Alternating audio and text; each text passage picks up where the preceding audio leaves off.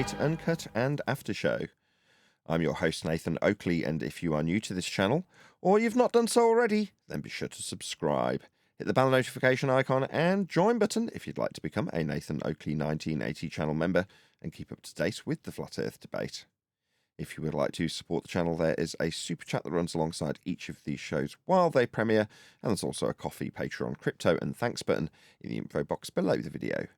Speaking of Patreons, I'm going to do a quick shout out to all of you who do support me on Patreon. So, a massive shout of thanks and appreciation to Smith Tools and Purchase, Level Plain Poem, Amish, Vitali Z, Colton James, BG, Survive the Spin, FE Patriot, On the Level, Thomas van der Zander, Gary Hughes, Measured Flat, Chris Wouters, No Smart Comments, Mitch Kennedy, Rod, The Name's Burley, Twadwazzle, Jason Hornsby, Christoph Fournier, Flat Earth Travolta, JMels24, Unimento, M, Iron26, Endless, Golden McKinnon, Retro Bill, John Kays, Patrick Gunnels, Banter, Hairy Blade, Mobile Max 777, Rob W, Del West Watson, Unbelievable Productions, Blue Ridge Ranger, Abraham Mohammed, Skeptic 936, Texas Mike, Chow Yun Cat, David Wayne Foster, and Dank.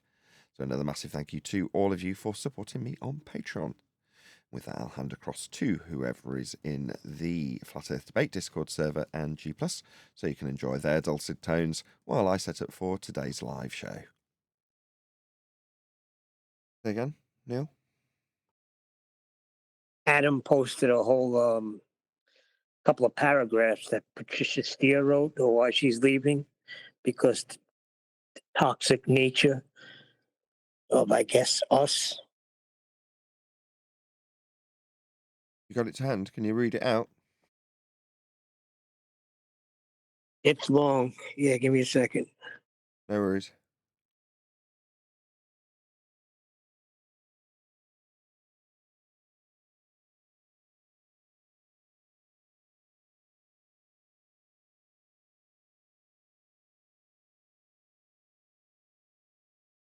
Made me a little meme. Ready? Did you see the meme he made me? What's that? I just went to Adam's bit on Skype, and what I found immediately was the meme he made. Anyway, don't worry, go on. Due to the ugly fractures in the community regarding the Antarctica trip, I have decided to step back. I will no longer do Strange Worlds with Mark Sargent and DJ Curious. Very small. And DJ, this has nothing to do with them. They're great. It's because of the continuation of shill calling and other false accusations about others, not me. It's really disturbed me, and I wish to preserve my peace. I'm so disappointed in certain people. Disgusted, actually. Okay, let me try to read through the crack in my phone. All right, the second paragraph is, I left in 2019 when I was being abused by some, and I see the same people attacking others now. No one learned anything, it seems, about how to treat others with respect. I'm frankly embarrassed to be associated under the FE banner with some people. She's a piece of work, isn't she? I'll be back on YouTube on my channel when the strike on it expires, which will allow me once again to live stream. I'll be solo this time. Speak about whatever subject seems pertinent, but not the FE topic. I've reclaimed my autonomy. I'm no longer part of a group, even if I love many in the group. I'll continue to post my thoughts on what's happening in FE because I have always monitored the situation. I just won't be in the mix. Too many snakes, really. So she has no clue how to spot a snake, does she? Too many devils disguised as angels. Yeah, I'd agree with that. Too many blind followers, too many self-appointed avengers with hidden dark hearts. I'm making it a toxic-free 2025. Good luck. Get the hell out. How about that? don't know, it's just another one of the numbers that are in the purge of people that believed it was flat and are buggering off after TFE. Like, want to blame it for the toxic people. Okay, no worries. The people getting called shills are the people who've called me a scammer whilst trying to support my family making flat earth videos. She's subsequently gone on Mark Sargent's and said Nathan shouts at people. Like, what? Okay, way to dilute down my 10 years in this community that you buggered off temporarily for, came back and are now buggering off again. Okay, so what do we know from this? Patricia tends to bugger off when the heat gets a bit too hot in the kitchen. Yeah, okay, well, thanks for announcing that. Thanks for nothing. And that's what really bothered me about it too. Like, where were you? Were they not toxic when they were attacking Nathan? Your boys there that should be treated as heroes. They were the ones that drew first blood. Not a word from you, and that's what you get when Nathan shouts at people. Really, and Mark's another one too, with a shout out to Nathan Oakley. Earth is measured flat. That's what you get out of us, Mark. Really? I don't know what's wrong with that. Come on, Nathan. I want to give a shout out. Give a shout out, right? How we've been pounding and beating this drum for the last how many years? So Mark owes us nothing.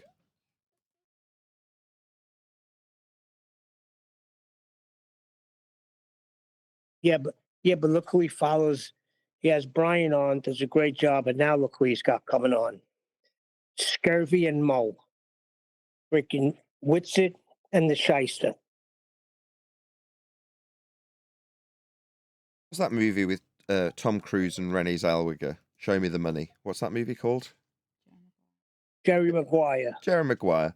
There's a scene in Jerry Maguire akin to what Patricia's just done with that little announcement, which is where he's in the office and he's talking about how he's got this mission statement and he wants everyone to be behind him. And for a 30-second period, everyone goes silent and listens to him. The minute he finishes the speech, everyone turns back to their desk and gets on with what they're doing. That's this moment. Everyone stops. Oh, Patricia's buggering off again. How very interesting. Sorry, did you do some massive thing for Flat Earth while you were here prior to buggering off the first time? Why do we care, is my point, Neil. Yeah, I understand. Some people are very self-absorbed. Some people are under the misapprehension that everyone gives a crap when they bugger off and that it needs announcing to them. Had you have not announced it, not that anybody particularly cares, would anybody have even noticed? Well, the people that probably watch his show would have noticed the empty square, but Mark announced it right before announcing Brian. I think it was last Friday. When you say empty square, it's Mark Sargent's show and he's had many different guests on, including Karen B as co-hosts. And so there's another co-host coming and going. Yeah, it seems the co-hosts are pretty fickle. Is she exceptional? Sorry, who's DJ Curious? Just some guy. I want to. They're just some people that sit next to Mark occasionally and are very self-absorbed about how important they are in the community. Mark's been sat in the same chair doing the same thing for 10 years, like me. So what, people who are fly-by-night and come and go when the kitchen gets a bit hot suddenly need to announce that fact to us, the ones that are still here doing it. All right, but you can pass judgment on us, right? And how shouty we are. Yeah? I've got good goddamn right to be fighting this good fight for 10 years. You're talking to a battle-scarred flat earther about how shouty he is as you announce your retreat. How unbelievably pathetic. We'll just get on with what we're doing then, shall we? Giving no further shits about what Patricia Sears doing. Like she give zero shits about the people who she's ducking out because they're being attacked as shills when they were doing the same damn thing to me. Yeah, gathering at those battle scars. Yeah, we couldn't give a toss. How fickle are you?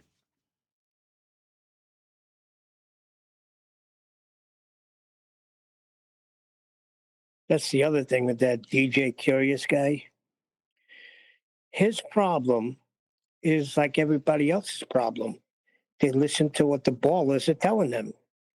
Who cares once you know Earth is measured flat? No matter what they say means nothing. But what if a global comes up to me and says this? Or I hear what you're saying, but this is what they're going to say. What are they going to say? Are they going to deny that it's measured flat? No, they're going to say something that might challenge his belief, and he's a bit concerned about that. What happens if a baller comes along and I can't overcome their dogged determination with their understanding that Earth is a ball when I've got this flat Earth belief and need to overcome objections? Can you give me the answers when I get these objections, please? And as you're pointing out, Neil, I couldn't give a toss about any of their objections. I know where the origin measurements for their globe belief came from. It matters not what a globe believer puts to me. I'll chuckle and tell them their globe is based on flat Earth measurements. Who cares what you think about what the 24-hour sun on a ball model that was derived from flat Earth measurements of angles to the stars? Who gives a toss?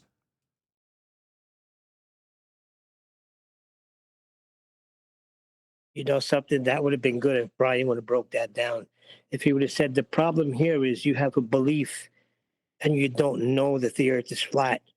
There's a way to know for sure and without a doubt that Earth is flat. And that's by measurements, because measurements don't lie.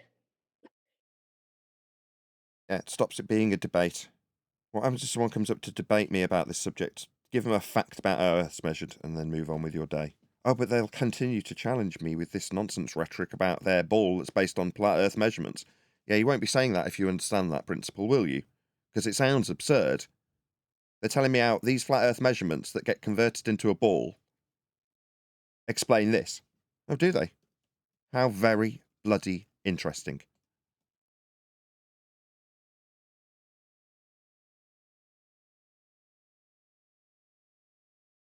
So it was all just angle measurements from Polaris to get latitude, wasn't it?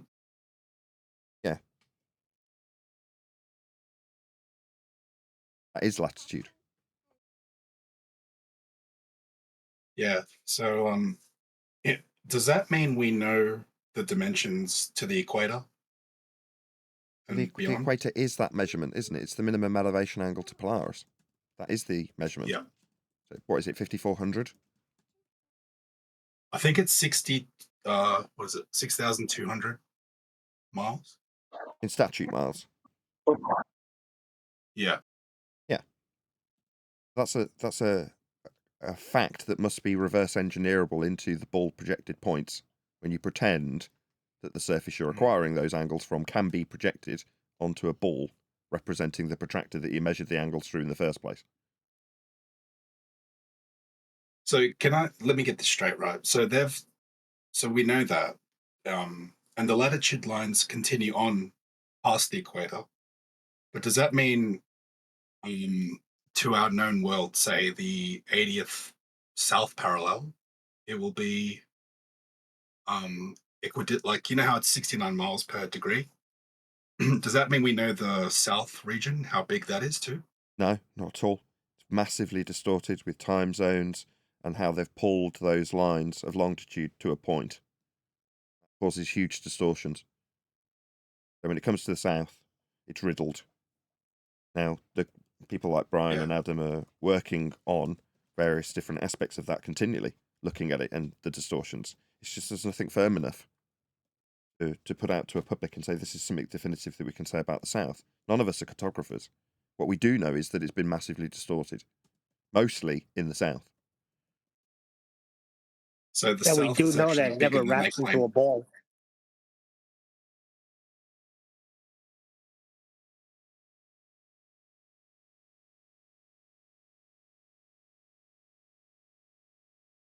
Oh yeah, it was funny. I was I was debating Stingray the other day. I think you guys know him as Dean. And he mentioned how it was, look at your Tropic of Capricorn, it's bigger and wider, and on my model it's the same. So how's that work? I go, like, how come the sun doesn't speed up? He goes, I go, it does. Even in your paradigm, it does. And then I showed him that in the Libra, and he went dead quiet and started Googling. It was hilarious. You're not taking to his origin measurements for his assertion that he's got a model to explain this. Exactly. Yeah, he's that CGI dude. You know what's funny? I remember when I was on here and QE mentioned him, that you guys knew him. I actually told him about, like, I go to him, so Dean, you were on YouTube and you had your ass handed to you, buddy, and now you're on here as a reject. I mean, fine. I mean, Dean Stingray is inconsequential to me. He's had his, as you put it, ass handed to him. Now, what he's done after the fact is kind of irrelevant to me. Unless you'd have mentioned him, I'd have never remembered him again. But he's just one in a long line Yeah. of ballers that do the same thing when they come here.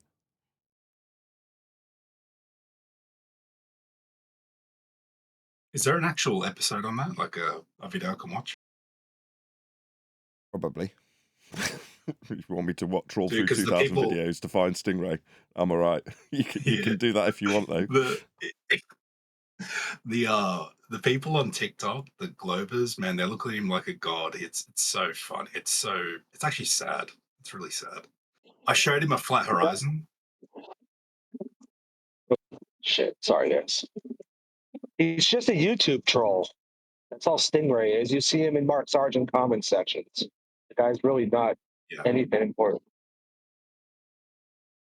I kid you not. I showed, because I have a video where I zoom in on a boat you can't see over the horizon. But before I zoomed in, I go, "Hey Stingray, see this horizon? Is it flat?" And he said, "I don't know." He doesn't know what a horizon is. Yeah. Well, sure, and without a doubt, he does not know. Sure, but I'm sure there's plenty of globe believers that have stumbled down the hill of anti-flat Earth and are now looking for cope from people like Stingray. It was the same when he was here. People huddle around these people that's true. that pretend to have mathematical explanations for little tricky problems, and for a few moments it helps that person that isn't a globe believer. They're not globy. That's a normal person that just doesn't give this stuff much thought. It's a person that's come across the subject, fallen down the hill of flat Earth, and gone, "Oh God, there's something to investigate. I want it to be a globe." So then they gravitate to people like Dean to find answers where they're too bloody lazy to actually look into it themselves, and a surface level explanation from someone like him that they barely understand, but is professing to be an explanation, is enough to get them that night's sleep. Did you know he brings up that picture of Lake Pontchartrain? Like, it's like, dude, if you think that's the actual size of the Earth, you got problems, buddy. Yeah, these people are stuck in like 2017, aren't they?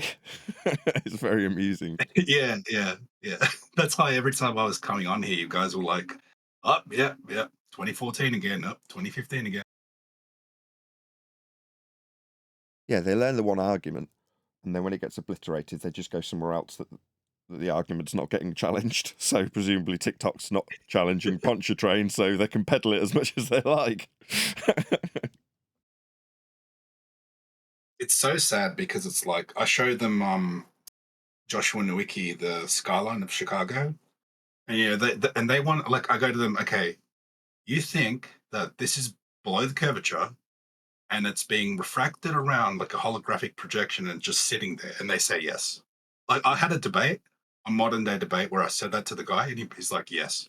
But why are you Like, doing that? but then That's also very 2018. You know, that's so well garbled that I've got a full spiel on that phenomena that gets rattled off if it ever comes up in discussion, like the slightly looming non-standard refraction hyena holographic projection of a clock from behind the physically geometric sphere edge horizon, formerly known as Earth curve, to create a mirage of a clock. Yeah, that's a spiel I can rattle off because we've dealt with it for so many years. But what you're doing is you're inviting the globe believer to express their globe belief to you, aren't you? Yeah, I do it more for the audience, actually, just to show how stupid it is.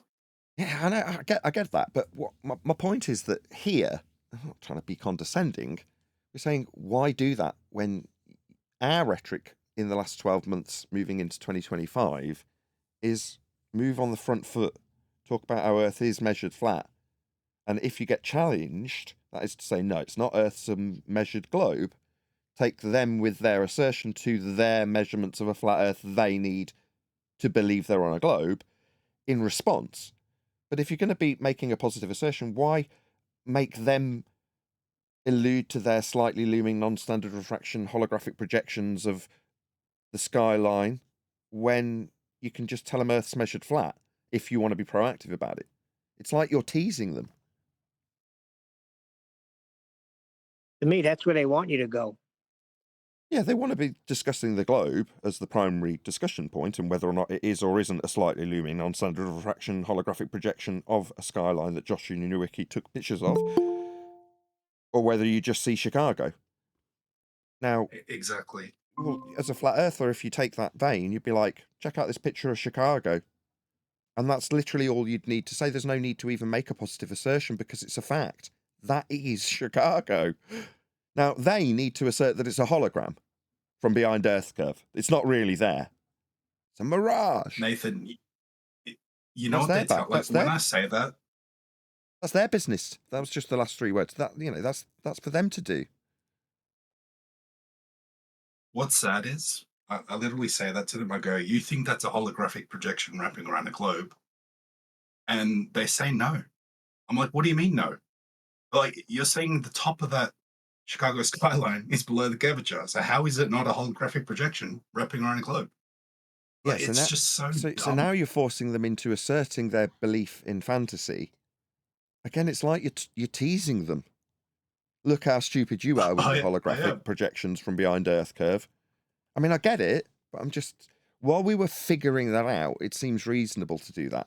But now you know from the offset, going to them and telling them you believe in holograms, it's just being mean. Yeah, it's not poking them with a fork. Drive the stake right through their heart. Yeah, you're kind of playing... I got another good... You're playing with your food, is what we're saying. Sorry, Angels, go ahead. I've got a good argument though, because they always say like, "Oh, light refracts," and I always bring up now like the two mediums and Snell's law, and they, they of course like don't even know what I'm saying. They don't even know what refraction is. Like I didn't, to be honest. But then I've got a really good argument now, and I got this from Nathan Thompson. When you look at crepuscular rays going through the density gradient, they're not bending.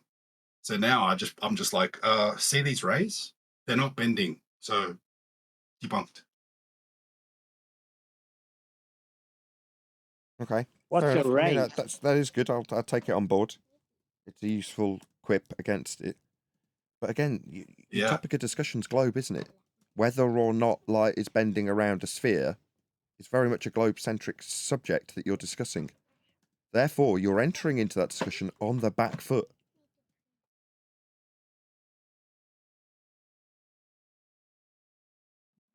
They want to keep the subject there. They want it in false dichotomy of flat Earth's mentioned at all, with the subject being primarily whether or not something's globe related. So if at the end of that discussion you prove it isn't globe related is what's sticking in the minds of every audience member.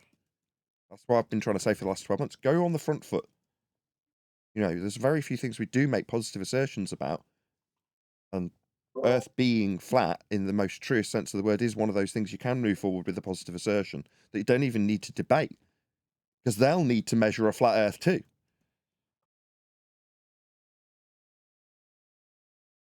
And then you just put it in park. Hey, what's going on, guys? Long time no see. Happy New Year. Hey, good morning, everyone. Hey, Nathan, just one question before the show starts, bro. We had a couple of anti-flat earthers return to the server, more specifically 50 and Zanik. Just want to ask how you want to handle these guys. You want to keep them on mute if they join the show, or you want a chance to talk to them, or how you feel about it? I mean, Zanik? I'm sure Zanik got banned for egregious lies, but as I can't specifically remember what, it's not like Rumpus or Brenda. Me neither, but it was something like really bad. And 50 also, he was pretty drunk on the show last time. It was a pretty messy situation. So just wondering, those two guys, what do you want to do with them? You're a mod, right, Mush? Yes, sir. I trust your decision in that regard. Show, so it's entirely up to you, right? I trust your judgment in that regard. I also like Dario under that guy the other day. We'll discuss how I moderate at some of the juncture. For now, Have you got any questions? I was like, slick. Man, if it's how I feel about it, they wouldn't be on the server, bro.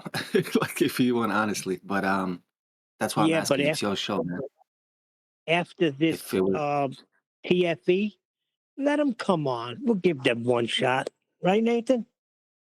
I'm not fussed. It's up to the. I have very little involvement beyond utilising it for my own ends. That's the Discord server I'm talking about. So therefore, if someone asks me, well, what do you think? It's like, well, you manage it. It's your work put into it. Therefore, I trust your judgment with the server that you've put your heart and soul in. I just take from the server.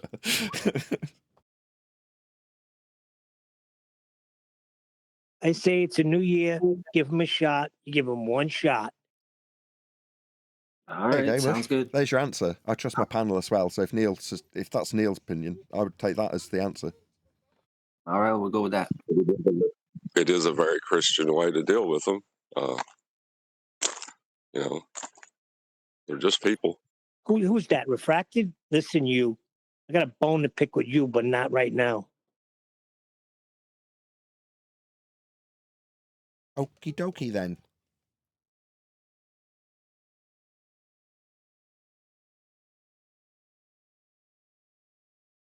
Well, that just killed everything. Thanks, Yeah, Neil. well done, Neil. That just keep me in suspense. By the way, where are the guns at, Nathan? Where are the guns? I'll remove it from housekeeping immediately, John. As I'll do the same for the 24-hour sun, I'll remove that from housekeeping too, shall I? I was thinking we should do a housekeeping question mocking them now. Like just add it to mock them.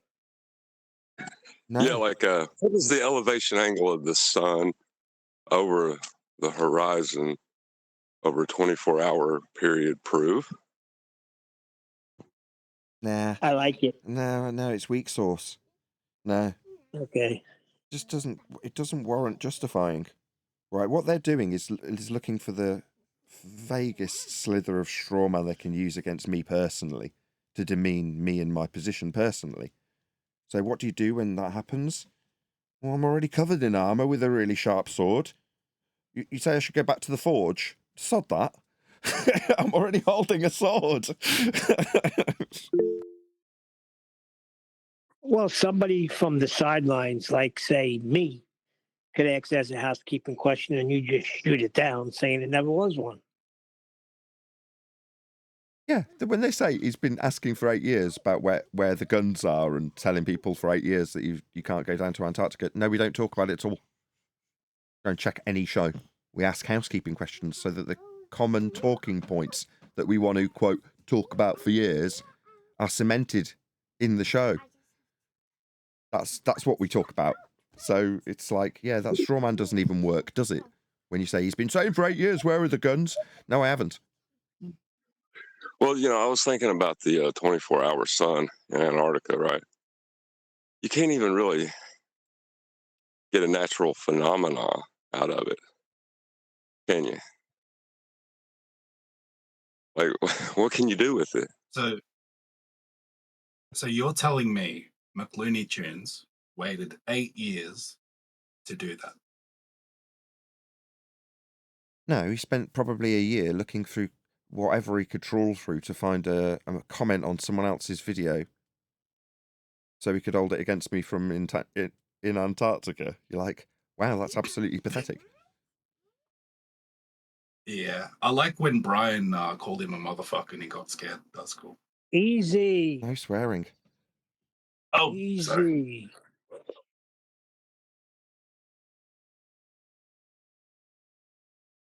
Oh, you're talking about modern day debates? That's when Brian turned his attention on a moderator, and boy, was it well deserved. Dude, every time I debate there, he's not that bad. The moderator I had like 3 times now, so biased for the Globe.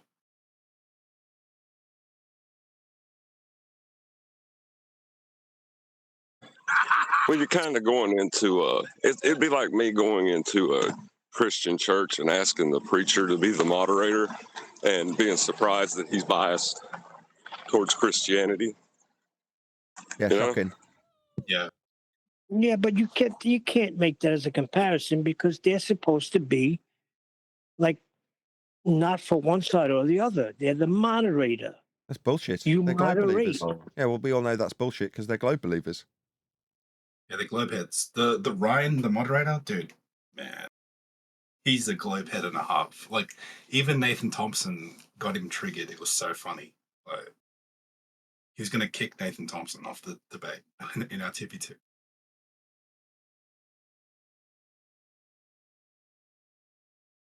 Right, we'll go live in about 10 minutes. I'm going to get a coffee. Yeah. I heard people calling the 24-hour sun in Antarctica a phenomenon. Can you really classify it as that? Unless Does I see anybody it have 24 anything? hours, I have not seen it yet. Mush, what do you feel about this 24-hour Antarctic sun? Well, it doesn't matter how I feel, bro. To me, there just isn't enough evidence that that they even there. So I simply don't believe it. But I don't make any claims. I don't call it a hoax. I don't say where they lied. I simply don't believe it. That's it.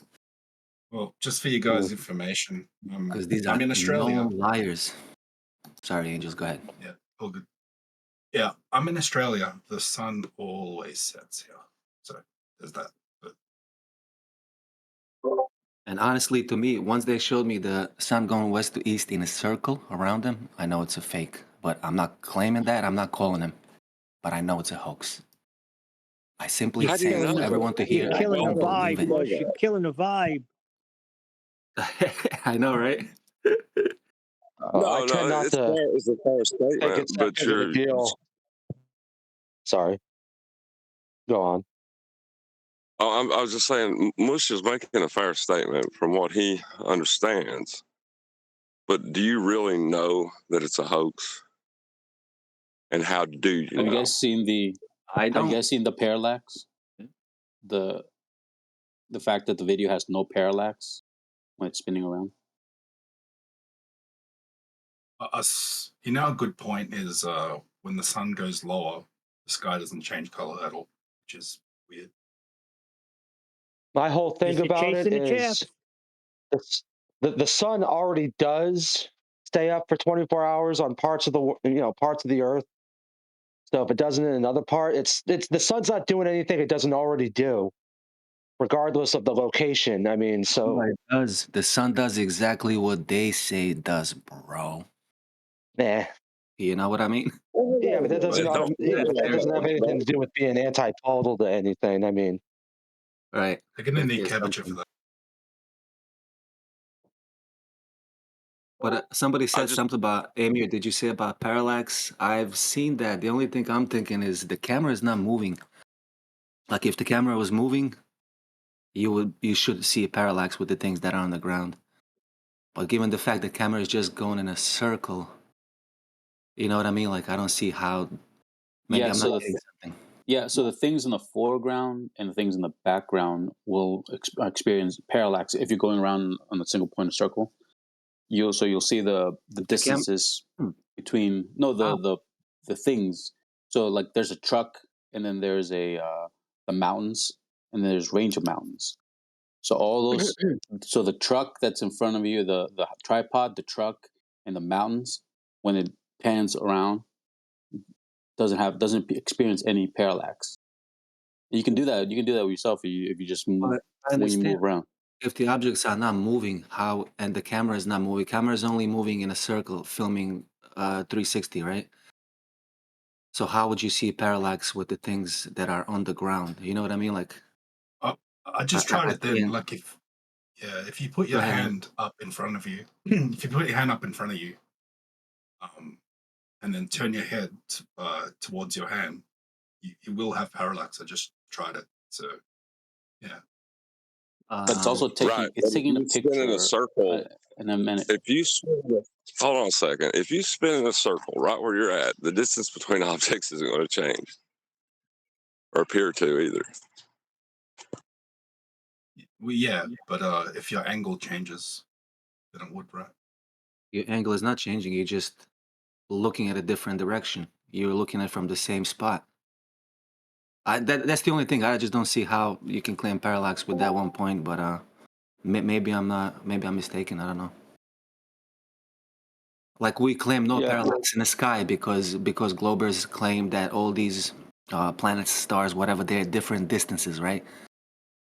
So with the time-lapse photography or any photography, right? Like when you're looking at the celestials, we would expect to see the parallax because these stars, planets are claimed to be at different distances. You know, Correct. so and we don't. Yeah. That's how we know there's no So parallax in the sky. But on the ground, I don't see why would you see a parallax if the camera is in the same angle. You know what I so mean? And you can do it on your chair. So if you have a swivel chair, if you sit yeah, and you can I'm look sitting right now. past in yeah, so if you look like if there's a room on the other side, when you spin around, you will see more in that room as your angle changes. Or just like if you have an object that's closer to the wall, as you move, things behind the wall would appear. And the angles between two things are have distances will appear. Yeah, but is that parallax or is that just changing your view of the inside of that other room by changing your angle to it? I mean, because Well, like if you look at Orion, like the constellation Orion, just for instance, or the Big Dipper, the each individual star in each constellation could be in their paradigm, thousands, hundreds of thousands of light years apart from each other in distance. But the thing is, they all move as one solid object. They don't. There's never been parallax in between any constellations or between one group of stars and another group of stars. There's no constellation. Everything moves in a uniform set pattern. Yeah, and like every 6 months, like we've moved like on their paradigm, like opposite the sun, like 180 degrees, but there's still no shift. Like Polaris doesn't shift. Yeah, but I think Emil was talking about the parallax on the ground, the things that we see on Yeah. the ground. That's what I'm not getting. Maybe I'm missing yeah. something. So yeah, parallax happens every day. You don't have to go to the stars to talk about parallax. So Yeah. like if there's a wall and your monitor is closer to you, if you swivel your chair, that the the um the appearances of the wall and the front object will shift. If you change your position in that chair, sure. Right.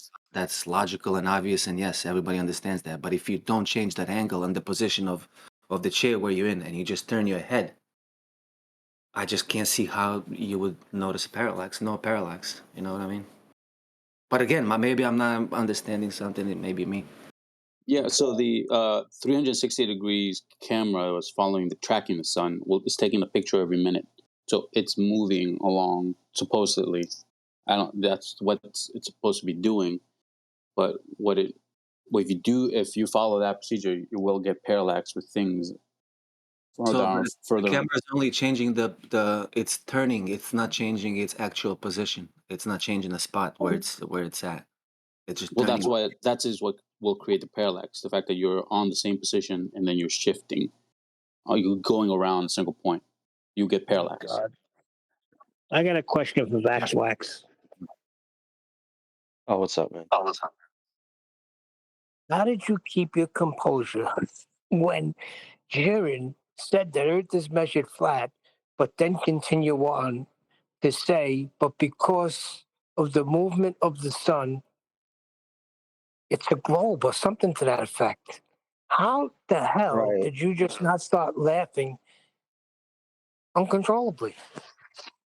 To be honest, I on a scale from 1 to 10, I'd give myself maybe like a 5.5 on how I did.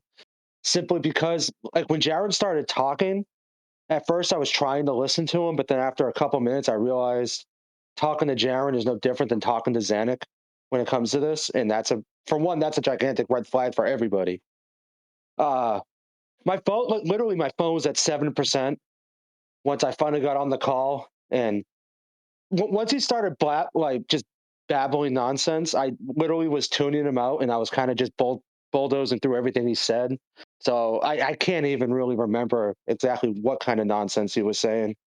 I just wanted to get some more information out before my phone died. Yeah, but you're So, giving yourself a hard time. A 5, you're out of your mind. That was at least a 9. yeah, but I could have done a lot better than what I actually did. I mean, it was just a whim. Like I saw he was having a show when I was in politics. I'm like, oh, he's on, and I had a couple beers and stuff. So I'm like, oh, guess I'm gonna hop on there and make fun of him for a minute. But I don't know. After talking to him, I realized he's a. I He's hate a to say it Grover. because I'm not really yeah, he is. He's no different than a Xanac or a Stingray or anyone that's in Earth Awakenings on a daily basis. He's just one of those. He may have believed the Earth was flat, but that's all it ever was. He can't articulate a good argument. No. He says And the funny thing is if now I'm he's sitting throwing on the Dave Weiss top of under the this, bus when all of his arguments originated from Dave Weiss. yeah, Wait, are you saying So, is Jaren flipped now? Is he flipped? oh, he won't say that he yes, flipped. He keeps saying he believes he can't picture the Earth being a globe and that he still thinks it's flat. But I mean, the dude just wants to talk about Home Depot. Like he's a mental case. he doesn't see. That's what he Yeah. says. He goes, "That's the problem with you guys. You just don't understand large spheres."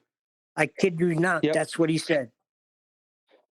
And genetic fallacies. He goes, "Oh, you got that from Nathan Oakley. Okay. The source of my argument doesn't matter if you can't refute my argument. The source is not important. It doesn't matter who told me that the Earth was measured flat. The fact that it's a Yeah. provable fact doesn't. I mean, Hitler could have mentioned that in a speech. It doesn't matter. I don't Yes. want to say See, it like that's- that, Well, but you didn't I do can't. that. Yeah. You didn't do that Come with on, don't Jaren. compare Nathan to Hitler. No, Well, I was just that's gonna not say- what I'm doing. That's Just not one what I'm sec, Flaxy. saying. I was just going to say you didn't actually do that, and I'm glad you didn't, because him saying that, as much as you're right, it is a genetic fallacy.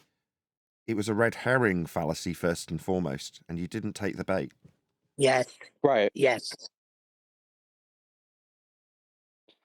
And to be fair, I just fully understood what a genetic fallacy was like yesterday or the day before. So it was after the fact anyway. Who told me that? It was what's his name? Probably AI. He's a big guy on politics. No, it was one of AI's, like somebody that AI likes a lot. It doesn't Biggie? matter. His name will come to me in 10 minutes. Hey, I was just wondering, do you guys know of anyone who has done a video on flying a plane in the south, keeping their heading, say, west, following the marker on west, and then letting the compass deviate and seeing if they turn right? How are you? Good morning, everyone. Good morning. Hello, hello. Morning, everyone. Morning. Good morning, good to be here. Welcome, one and all that jazz. Let's do a bit of housekeeping. Any evidence of a physical geometric sphere-edge horizon formerly known as the curve of the Earth? No. I don't understand the formerly known part. Did you not remember the debacle with about a bazillion different horizons? Yeah, but it was never formally known as. Maybe they may have thought, but we all know the horizon is not Earth curve. Sure, but you've summed up why it's phrased that way, right? They very seldom call it Earth curve. It's well, why is the horizon blocking this boat? They would cry. Yeah? So when you're asking for any physical geometric sphere edges, that ipso facto is Earth curve, but they're alluding to the idea, by reification and flat Earth mathematics, that the horizon is Earth curve. They just don't often say it.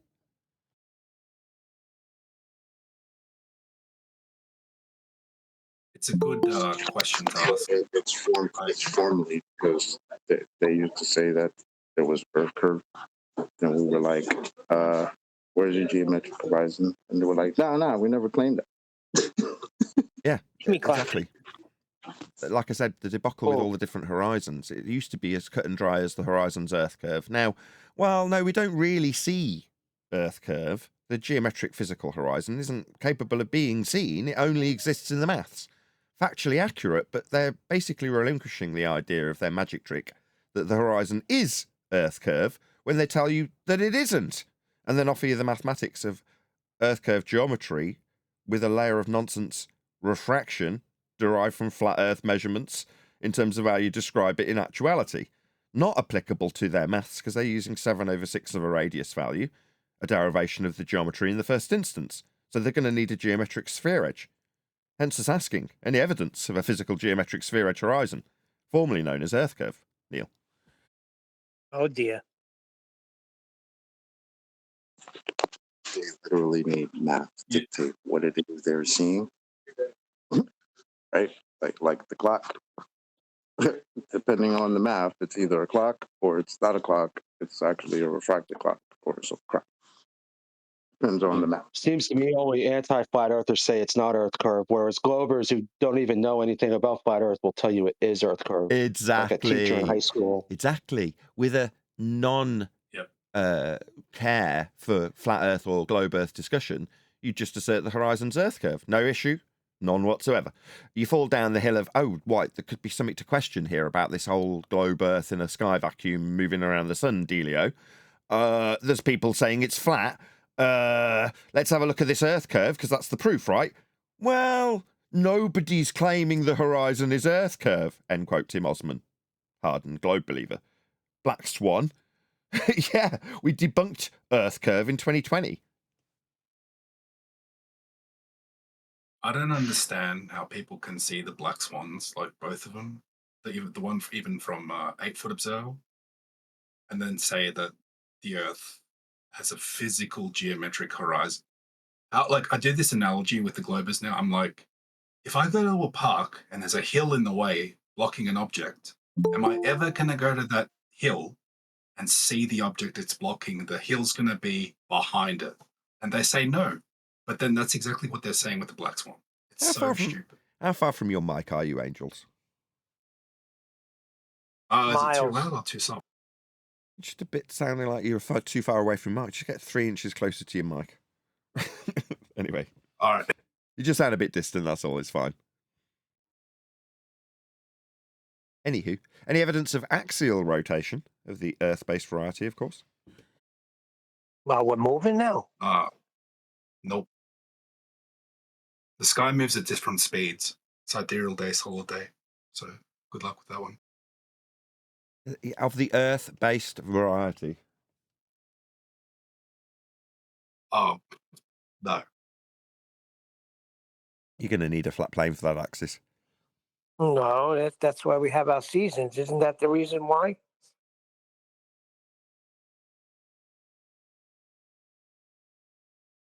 I'm just asking the question. Nope. I mean, simple answer, no. Right, any scientific evidence of gravity? Now you have a winner. A winner? Yeah, Nathan, LIGO, they got a fringe shift of 1,000th of a proton. Sorry, that means absolutely nothing to me. No. You got What does that to have to do with gravity? You got to clarify your question, Nathan. What science do you want? The academia science or the, practical 5th grade science? Which one? Science is science. When you're talking about science, we're talking about physics. What is physics? It's the study of the physical and natural world. So when we say science, obviously, when we're talking about Earth, we're talking about the physics of Earth. That's natural science. Natural science is establishment of cause and effect based on a naturally observed phenomena, a prediction for what will cause that phenomena, and an experiment to validate your suppositional causal influencer. That's science.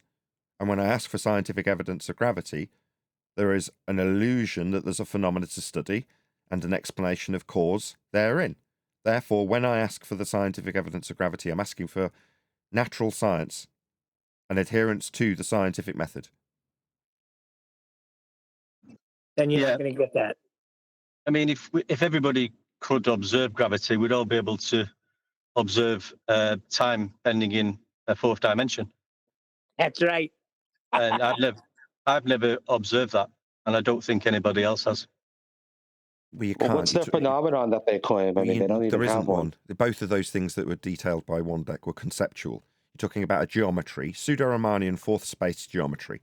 That's mathematics. You're not going to see that, right? It's maths. Okay, it's a language. That's absurd for the first part. The second part was time dilation, time bending. Time's a concept. So you want to see the concept described in maths with a pseudo-geometry. You're going to struggle, and saying, well, no one else is going to see that, well, you can't. So nobody can claim that's scientific then, because you'd first of all have to observe something happening in nature. Correct. And if it's just a concept, then you would never observe that in the first place. That's correct. But Nathan, But not all things go down in nature, though. That's the whole thing. Hold on, I heard things go down in nature. I'm just looking up at a few clouds. What's the dealio there if things go down? No, I said not all things. Like gas molecules not all don't have things. a directional bias. No, Right. I'm not going down right now. So no, you're right. Who said anything about things going down? We're talking about the bending of a concept. 110 years ago. Yeah, well, whoever's I think I might have proved. Hold on, let me just get control. Someone's coming off mute in G+ and causing a bit of audio chaos, and I can't catch. My eyes aren't quick enough. Anyway, go ahead, Angels. Well, I'm in Australia, and it's Wednesday, so I might have proved time dilation, maybe.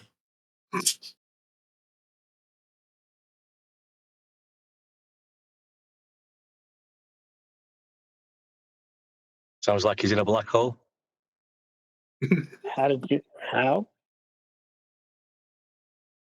Because it's Wednesday for me, not for you guys, right? Oh. Okay. I have no idea what day Next. it is. I don't know what day it is. Why are you asking me these questions? This is my life, so knowing what day it is, and it doesn't say it on the monitor in front of me, so I don't know. It could be Wednesday. It might be Tuesday. We're not supposed to say the day or time. Well, it's the 8th of the 1st for me. Oh, it's the 7th here.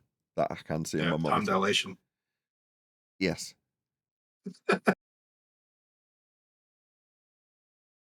Next. Meanwhile, any single viable Today hypothesis. is Ballbusters. This is Tuesday.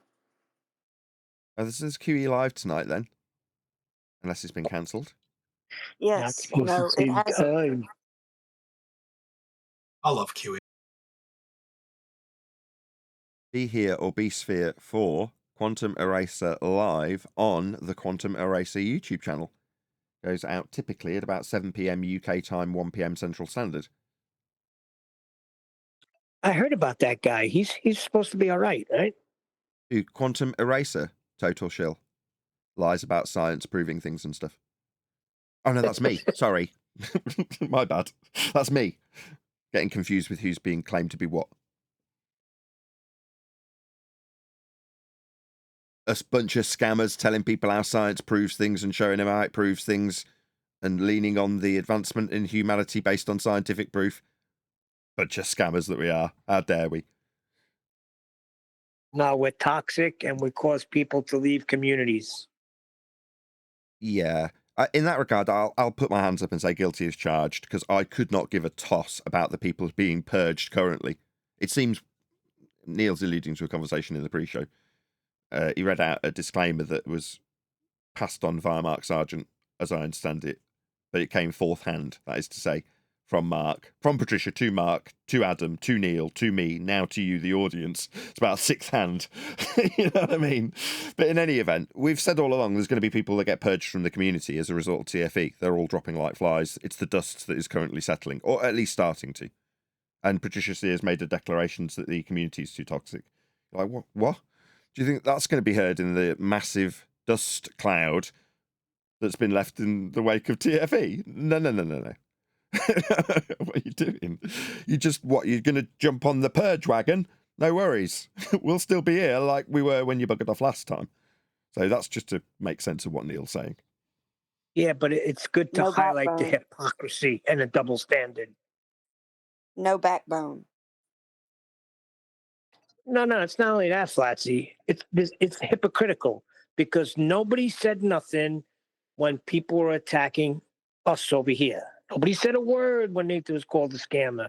These same people that are leaving because it's toxic never once went to bat for Nathan.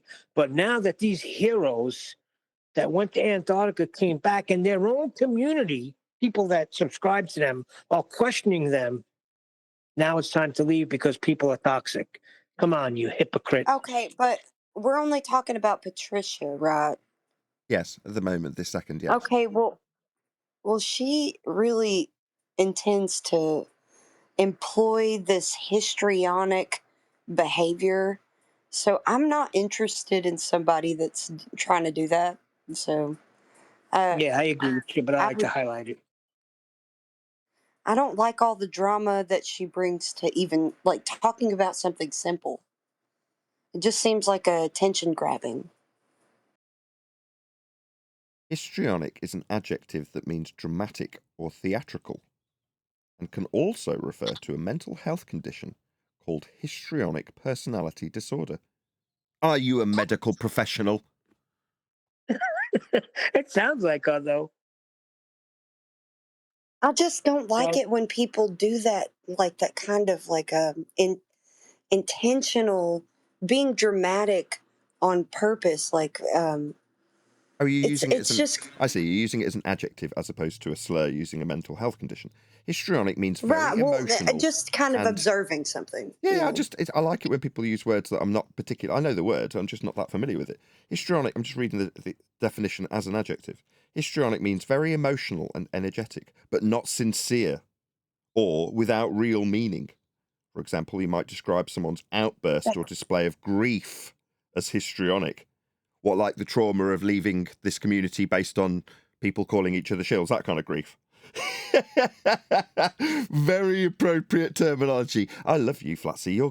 You're proving more and more useful. It came to light when we were doing the book, and Flatsy, sorry to talk in the third person about you, suddenly started piping up with grammar Nazism, which I adore.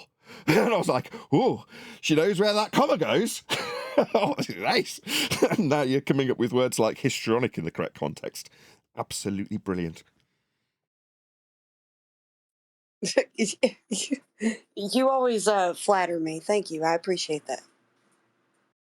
I love a good so I grammar take it you Nazi. don't- so I take it you don't agree with Patricia. I've got a lot Of of love for course not. Patricia, right? Patricia's a very endearing person, right? She's too empathic, but she probably knows that. But she's very endearing, generally speaking. And she's got an opinion, and she's not afraid to express it. And in this case, she's not afraid to share her emotions in this regard when there's a dust cloud and everyone's dropping like flies. So without offense, it's like doing it during this particular moment. Number one, it's the second time it's happened, so it just makes you look more and more fickle. So, you know, oh no, you're off again.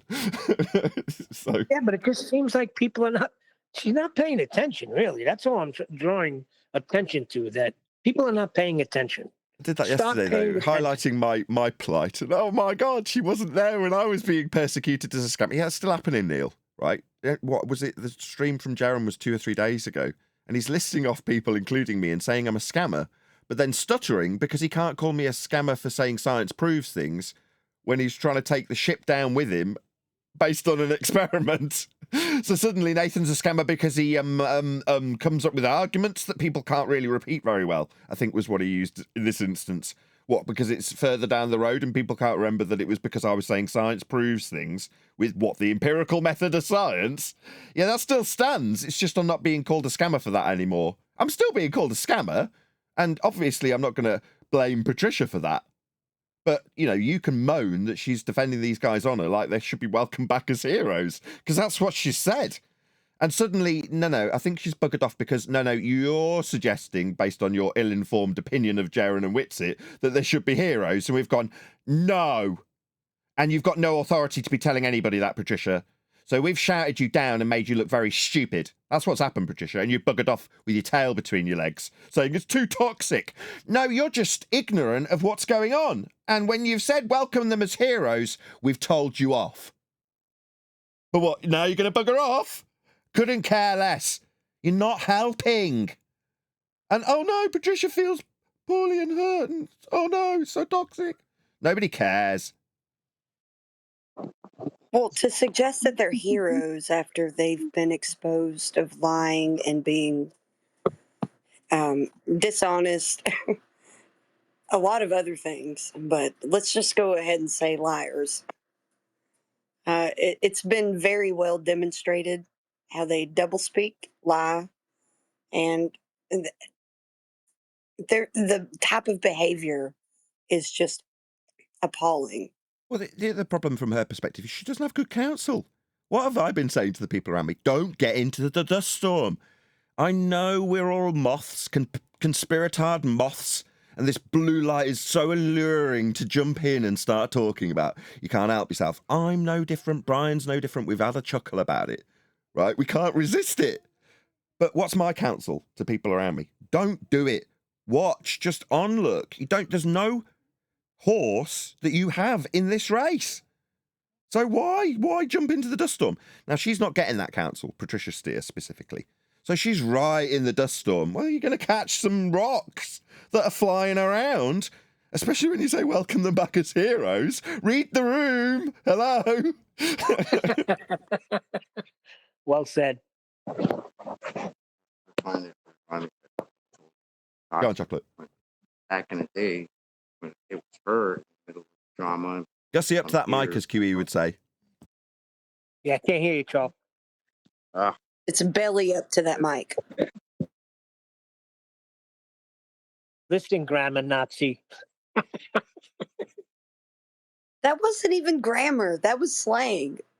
I understand, but the grammar Nazi has moved over. I got a lot of skills when it comes to that. Hurry up to Okay. that mic, Charles. We want to hear from you. All good. We've got 104 people watching, right? And we're only 2-3 questions into housekeeping. And I do want to, at least at some point during 2025, I know we're not that much into it a week, but it would be nice to actually get some housekeeping questions completed. So we'll work my way through the rest of them if everyone's all keen still. Let's go. Any evidence of the distance to the sun? Nope. Wait, whoa. So they just went to Antarctica and nobody has the distance to the sun? do I jump into this dust cloud? Oh, the shadows, I they're try? converging, Neil. I'm hyperventilating. I can't help myself. The dust storm, it's there. I just can't help it. Nathan, this is what's hot. You gotta strike while it's hot. No, not at all. I was peeing myself. I was watching a banjo. I'm watching you more and more, Banjo. I don't know what it is about you at the moment, but I can't help myself. I'm watching so much Flat Earth, Brazil, USA, and what's his full title? I want to get it right. I should, because I just keep calling him Flat Earth Banjo. I think that's it. No, it's in his actual YouTube name. It's USA, Brazil, and Japan. So it's Flat Earth Banjo, USA, Japan, and Brazil. I can't remember the order. Anyway, that's the name of the channel that I'm alluding to in this instance. Somebody's on with Duffy, and they're saying about this, what is, as far as I can discern, from just looking at what's presented. I'm not agreeing with it. I'm not saying it's all true. I'm also not saying it's all fake. This is what I'm presented with, and I'm looking at it. Neutral position. Yeah, as far as I can do, because I've got no horse in the race, so I can only look at what's presented and assess it based on what's in front of me on a screen. And I go, okay, well, it looks like it's a local light source. There's no other conclusion I can draw on the surface, right? So then I see some other guy in that storm with Duffy, right? I'm an onlooker just thinking this. Now, that's what I'm doing the hyperventilating parody for, because I am, strictly speaking, now in that dust storm as I discuss this live, aren't I? It's just one of those. It's an occupational hazard. Anyway, right. So he's discussing this local light source. And then rather than just stopping, because he can just show it, he can just point at the screen and go, looks local. Right? That's all he needed to say. Instead, he starts alluding to it being fake inside a TV studio in a dome screen. And you're like, why? And I just, as soon as he did it, because I'm nodding along, my wife sat next to me working, and then as soon as he did that, I just burst out laughing, because to me it's comical. It's like, all you're doing is opening yourself up for ridicule. right? You can point out what's there and stop. But no, I've got to make a conclusion based on that. Well, why? And your conclusion is you're in a dome full of tellies. Why? That's just him, though. It's like Hey, the blue Nathan, light can from I the give moths. some evidence? Go ahead, Angels. Can I give some evidences for local sun? The crepuscular rays, when we see them, we're actually looking perpendicular to them. So when you look perpendicular to the source of the rays, you're taking away perspective from the equation. It's similar to how they'll give you an answer What of, the hell oh, are you yeah, babbling well, about? train What's the tracks sun? converge. What's the sun? How far is it? I don't know. Why are you making this assertion? Why am I making what? You're making this as a positive claim. No, I'm saying it's local. I don't know how far away So it is. did I hear a vague whiff of the word if? Did I hear that? How far is it? Wait. Oh, I have no idea. Couldn't tell you. All right. So why are you making this positive assertion? I just know it's not what they claim it is. 93 million miles. We're back to this. So we're back to you want to have a good old poke at the globe believers, right?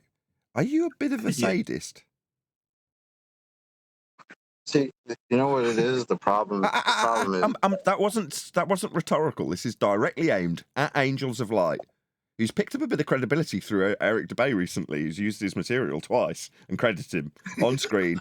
So, no. Do you just like poking the globe believers? I'm not saying that's bad or wrong. I'm just asking, and with reference to you being a bit of a sadist. Is that the case? You giggled. Yeah. They don't like me on TikTok. I'm not surprised. And you've got such a demure sound to your voice too. So I'm sure you catch them unawares. Correct? Yeah. Me, I'm a whirlwind. People know what's coming. Yeah, but I'm not a sadist. I take no pleasure in poking these people. That's why I'm being critical of you. It's like, why do you want to go out of your way to poke them with this? I don't get it. And in regards to what the sun isn't doing based on their belief, I take the opposite opinion, which is why I'm labouring this. Believe whatever you want to believe. It's miles away. Okay, what? No skin off your teeth, right? But you're going out of your way because it seems like either you like showing they're wrong with their currently held belief. I mean, I don't get the motivation. That's why I'm asking. I think the motivation is, this is a hard one. Basically, I want to show that people with credentials are not smart.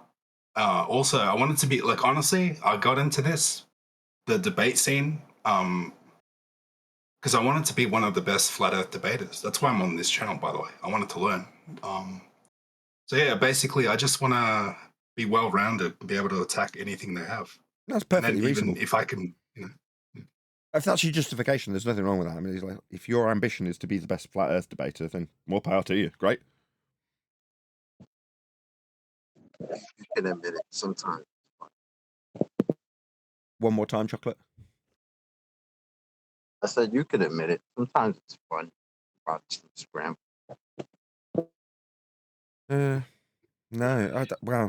No. I mean, obviously, I run this show, and my desire to understand this principle of the Earth being flat is a driving force in running the show. But in terms of deriving pleasure from berating and chastising fundies who've wound me up with interruptions, my frustration and anger towards them is normally through frustration in the moment, as opposed to a desire to put them in their place, show them they're wrong. I actually don't have that. Beyond wanting to educate the audience that they're wrong. They don't care. I don't care about them. Once they've gone, I don't care. Yeah, but so honestly, it's fun moments, right? Like we don't have a geometric horizon, or why don't you walk me through this? Why don't you walk me? You know what I'm saying? Like sometimes it ends up being fun. No, maybe I've heard this opinion before, Chocolate. I still come in because it's fun. Yeah, I've heard it before from many of you on the panel, but no, I disagree. In case of the double speak contradiction that Rumpus was held to task on and then lied about, I banned him for it. So while you guys, this was a case in point when it happened. I'm like, this to me distracts the audience from the truth, and it's so egregious that it's worthy of banning him for it. Whereas you guys are like, yeah, but it's all about those moments. We do have a geometric horizon. Well, we don't. We don't have a geometric horizon. We do. We do. Yeah, round about the time of the Black Swan was round about the time that I went, no, Rumpus is a hindrance to people actually understanding this stuff if he's prepared to lie. Same applied to Zanuck. I just can't remember the circumstances, so I would assume that means it's less egregious with Zanuck. That kind of is Zanuck is interesting. here So you today. said to get. Go ahead. Go on, Yeah, go ahead, all Niels. right, then. Yeah, I was going to say, that's kind of interesting. So it was like the motive. What's the motive? And then you had mentioned just a moment ago that, they're impeding the understanding of other people. So I hear people often say things like, well, I'm not doing this for you. We're not trying to convince you. And I don't think I buy that, because what would the motivation be then if you're not trying to relay an understanding so that, you and another person, or me and another person, could be on the same page and understand something? Otherwise, it would just be for yourself. And if you already understand it, then there would be no need to relay them To to have us. our For position, my to have our position audience, for the properly audience. presented. Sorry, just one sec, Flatsy. No. What I mean in that moment is the guy who's on the end of me getting annoyed because he's interrupted to try and stop the information coming through. My primary concern is that information reaches the airwaves, not my opponent. So when they're constantly interrupting it, that's where my frustration as a producer of material comes in, because my overarching ambition is to get that information to the audience. 100 people watching right now, if that's the only point I want to communicate and it's being impeded by the opponent because he can't personally bear to hear it, then that's to the detriment of the audience, nobody else. So I don't care if they get it or not. That's my point. No thanks. Right. I think that The audience is most our important. position, Oh, done. Flatsy, then Neil. I was saying that our position needs to be properly presented to the public.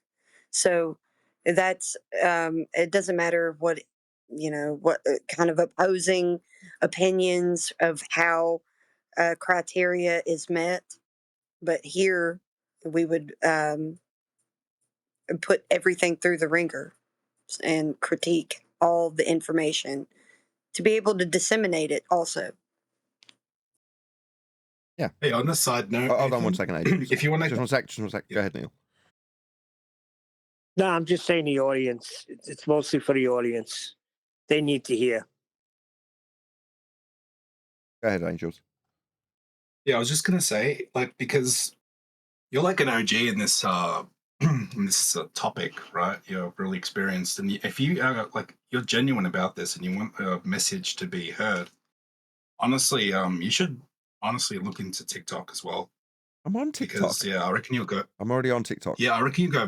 Yeah, no, I reckon you'll go viral on there. Honestly, I know you're not really on there much, but I'm on there, and I've put in the hours. I spent 3 months making material specifically for TikTok. Yes, it got mirrored onto Shorts videos, but I've got dozens of Omi videos that were specifically made with TikTok and the formatting in mind, in both appearance and what I was presenting, the information, the appearance, the full shebango. And like most people, when they make these suggestions to me, like, yeah, thanks, okay, yeah, I'll bear that in mind. I've done it with lots of different formats. I'm on lots of different formats. Anyway, my home from home's always going to be YouTube, because that is the number one resource that people use. As much as TikTok is in the younger generation's pocket more potentially, overall YouTube's still the primary source for most people. Anyway, I just want to shout out Sensual Goat for the super chat. What colour did you paint your house? ? Magnolia ? He's talking about the politics debate when a lady came on and just asked a question, and as I started answering and pulling it apart, she just demanded that I answer the question. And then I said, just paint my house. Come and scrub my floors. I think that's what he's referring to. Thank you for the super chat, Sensu Go. Right, let's do another housekeeping question. Any single viable hypothesis from any of the fields of astronomy, cosmology, or astrophysics?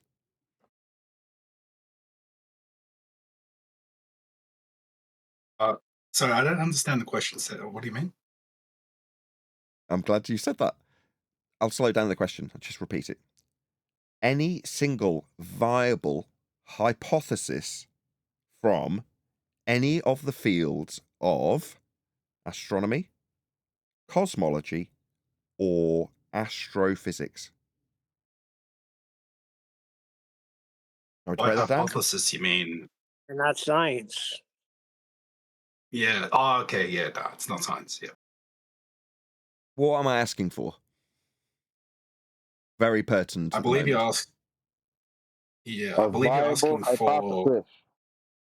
Viable hypothesis. scientific method. Asking specifically for a viable hypothesis. What's a hypothesis? It's a step in the scientific method. Yeah, but what is It's it? Yes, it is a step in the scientific method, but what is it specifically? A hypothesis. a cause and establishing a question for cause and effect. Is It's that? a prediction. I'm not really sure how to put it. Yeah, Prediction. It's a scientific prediction. A hypothesis is a prediction in science. It predicts what you think, it's suppositional in nature, it's not yet proven, what you think will cause the effect that you're studying.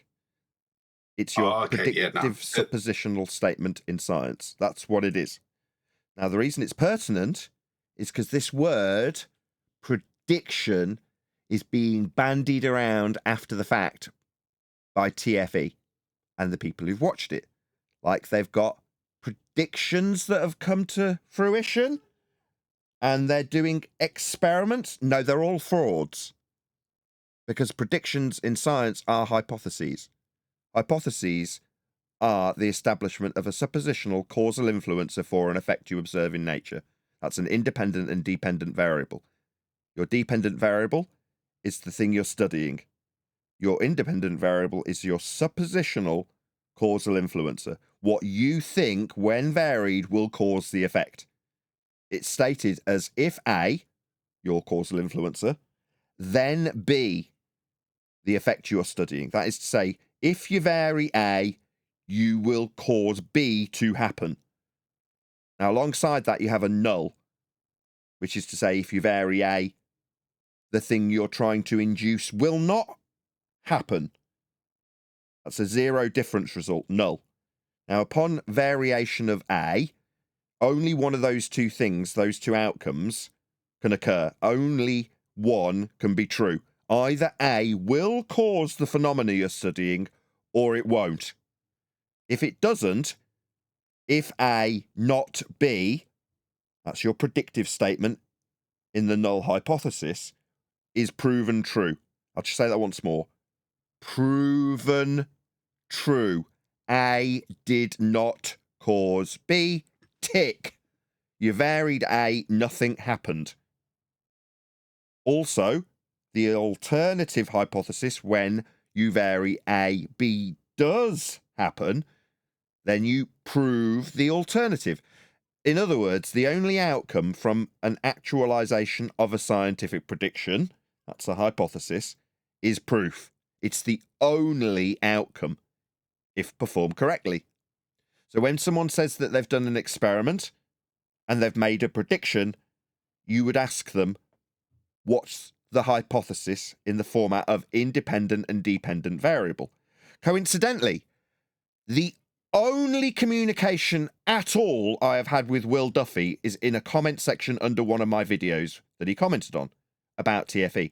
My question, my only communication with him in response to his comment was, what is the hypothesis for TFE? What is the independent and dependent variable? He did not reply. It's the only thing I have ever put to Duffy.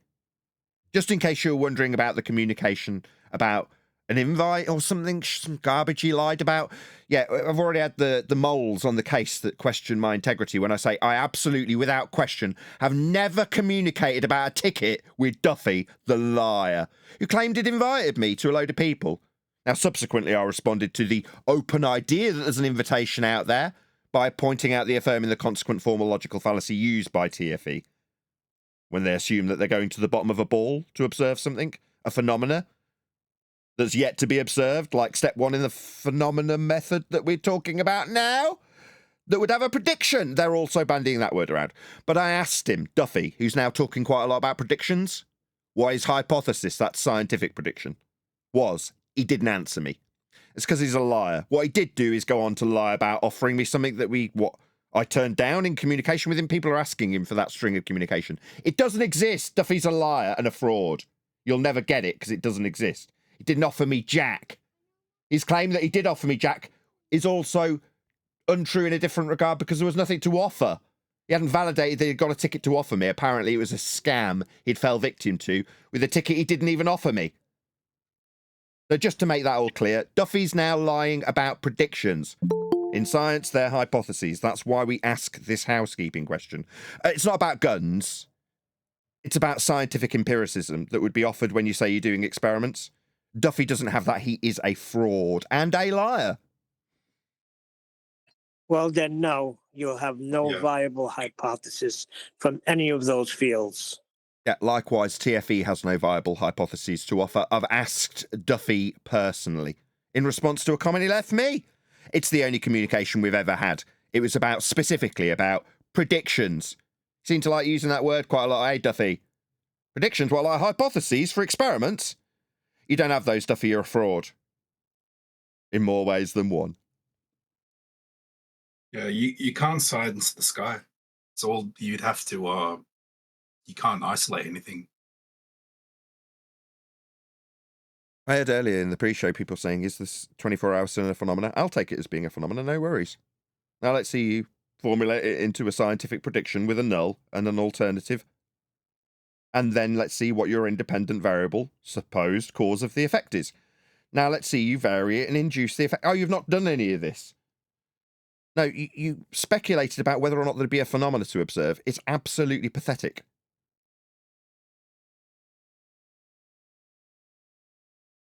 Moving on. Got 130 people watching. Please share the show if you've not done so already. But that's the problem. How do you go about re-educating people on the scientific method? Because they all believe that what they've done there was a prediction. I mean, it's a lot, too. A lot of people. We do. That's why we ask the housekeeping questions. When I ask, it's great that Angels of Light would say, why would you ask such a question about any viable hypothesis? It's because they don't have any viable hypotheses, but they claim the words of science quite frequently. What do you know? It's happening right now with the word experiment. You know, it's fraud. Not actualizing hypotheses. They don't even have one. They didn't even have, necessarily, a phenomena to observe. They've only just gone there and observed it. So that's what they think is experimentation. Observing step one. Wow. You have to have that first, don't you? That's like step one, observe a natural phenomenon. So you're right. Yes. They didn't even have one. No. The whole thing was Also a joke. I'm just saying, like, it made me laugh. Some of the things I was watching, especially with some of the guys, it was like getting back in a. It was like going in a time machine and going back 2,000 years. With one of the particular things I saw, and I just made a few notes on it. If I could read them out for you, Nathan. Yeah, that'd be great. I just named it Eratosthenes Returns #Looney Tune. And it goes like this. Mactosthenes, what have you done? 2,000 years later, measuring angles to the sun. Mactosthenes, the earth is measured flat. Mactosthenes, the Greeks all knew that. And your sundial #experiment has just double proved that. Parallel and horizontal, nothing to do with curves. You've just shown us the angle measurements using the surface of Earth. Mactosthenes, when you going to learn? Awesome. Bravo. Thank you very much. Nice. Is it McToonstones? Yeah, McToonstones. Very good. Yeah, the measurements that are coming out of Antarctica are all flat. Like on screen now, elevation angle measurements to the sun with respect to a flat plane. That's how they've been measuring Earth. Which we knew before they went. we also pointed out that the journey to Antarctica would be with respect to a flat plane with pitch data. I mean, they weren't particularly helpful when we suggested that they could prove how they'd be travelling antipodal as opposed to just assuming it in a fallacy. They didn't really listen to that either. They just said, oh, no, you've got to tell us that the azimuthal equidistant projection will be debunked in this process. Like, why? Shouldn't you be proving that you're travelling antipodal as you're assuming it in your fallacy? They just ignored Brian, so Brian went and acquired it through different means. So they travelled over a flat plane to get to Antarctica, and then measured Earth flat with elevation angles to a sun that went around them for 24 hours. So they travelled their flat on the flat maps made with flat systems with angles to the stars, and then measured a flat Earth for the sun angles on a flat plane. How interesting. Yeah, they made a lot of measurements. They're measuring shadows over there. Everything they're doing pertains to a flat Earth. They also took some calibration weights and then levelled a scale with respect to a plane also, didn't they? I mean, they didn't allude to the fact that that violates the in and out the globe would need if they're to assume it after deriving the globe that they're believing in based on the flat Earth measurements to the stars again that we just mentioned 3 seconds ago. Yeah, they didn't do that. They just levelled their tools with respect to a plane. Like up and down, words that they shouldn't really be using if they think that they're on a ball, derived from flat Earth measurements that do obviously have up and down on a flat plane only. These people are numpties. Yeah, the attitude indicator there that they were using in that plane, I don't think it changed orientation, Nathan. We can show that with NTSB data for a fact. It's not like it's in question or debatable. Bosh! Pitch I used data. it all the Earth's time. measured flat. Oh, all The the Greeks mounts on that it. they had there too, they all had to be leveled. I see a lot of cameras on tripods. Well, Oh, like equatorial I think planes Jared- mounts with respect to equatorial planes. They'll need equatorial planes for those. They're measuring Earth flat when they track the sun with their equatorial mounts. With respect to a plane, yeah, they are, Neil. Yeah, they just don't realise how stupid they are. It's on screen now. They're describing Earth projected up through the points they're measuring the angles from after Haversine conversion, and then using a tool that's with respect to a plane. They're just idiots. Also, the camera tracking the sun is moving, so sun's moving. Said it earlier, axial rotation. Yeah, you'll need a plane for that axis, won't you? Oh, what, the equatorial plane? Yeah, shocking, isn't it? Yeah, you'll need a flat Earth for that, dumbos. Did you think that any of the measurements that they'd actually come back with wouldn't lead back to a flat Earth? Oh, no, they all do. Like we've been telling people for the last year, all roads lead to a flat Earth. 2 years, actually, in that regard. No, Nathan, you just don't understand large spheres. Yeah, I don't understand. Karen B seemed to be alluding that I'm not the only one saying Earth is measured flat with examples. I mean, clearly people like Karen B got this notion of Earth being measured flat in that dogged determination that I assert those facts and then lay measurements like pitch data on the table. Bosh! Because what Jaron's talking about Home Depot Earth and how it's so big we measure it flat. Now that sounds pretty much like baller rhetoric. It is, and I was really Now it's disappointed. been Like I displayed thought it was why. going to be different than that, but talking to him was like talking to a baller. And then he also tried claiming that him changing location was his independent variable. So if Jaron moves, then Sun does this. You know, it's stupid. Yeah, a lack of comprehension when it comes to science. But formerly, I was labelled by Jaron as a scammer for trying to educate Jaron in science and the scientific method. And now, what is the result of that? Well, they're out there scamming the world with this experiment. Jaron's complicit in this. He's just as big a fraud if he claims it's proving things. Not that Jaron believes in proof. What a clown. I don't know if you've seen this video, but I posted it in Master B. It's like a little over 12 minutes. I think it's like 12 minutes, 30 seconds. It gives you an interesting understanding of how our eyes work with certain kind. I would just watch it. It gives you a good perspective of how we see like certain ways when our mind will connect certain dots that may or may not be there, but they are there. I'm just saying. You should look at it. It's great. Very, very useful, it turns out. So this is the horizon line, which is a line that you've looked at all your life.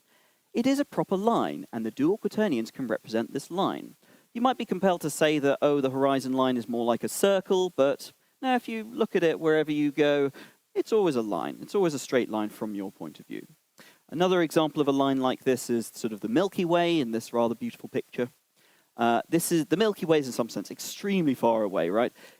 We're talking about a line here that's so far away that when you look at it and you move yourself around, it doesn't appear to change its position from your point of view. All right, and let me try to give a reason why we might want to care about quaternions as opposed to using vectors for everything. Here I've got a random pattern of dots. I promise that they're random. People sometimes get suspicious. They really are random. Here we've got the same random pattern of dots, and I'm going to lay them on top of each other very, very carefully. All right. And you're going to see when I do this, once again, the same random pattern of dots. Very, very, very boring. But now I'm going to move it, all right? I'm going to perturb it slightly. So we get, did I move it in a special place? No, let me move it again. Oh. It's always circles. You're seeing circles that are going around some point that we've got here. That's because when I perturb this thing, I'm doing a Euclidean transformation. I'm not squashing or stretching or morphing it in any way. I'm doing a Euclidean transformation. And we're talking about 2D here.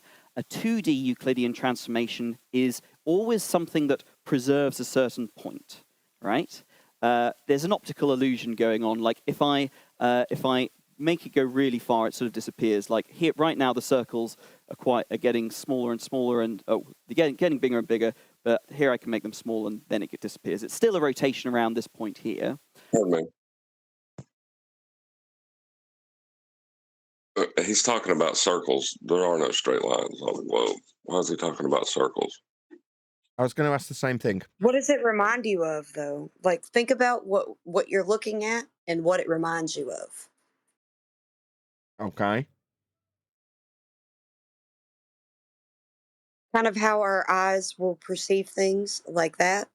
How we'll see circles where there may not even be circles, just kind of an optical illusion. Yes, I agree with that because my wife was just saying that the other day. How come when you look out, it seems like it's a circle? I don't know. Seems like what's a circle? The way that the stars are patterned with like a time lapse, say.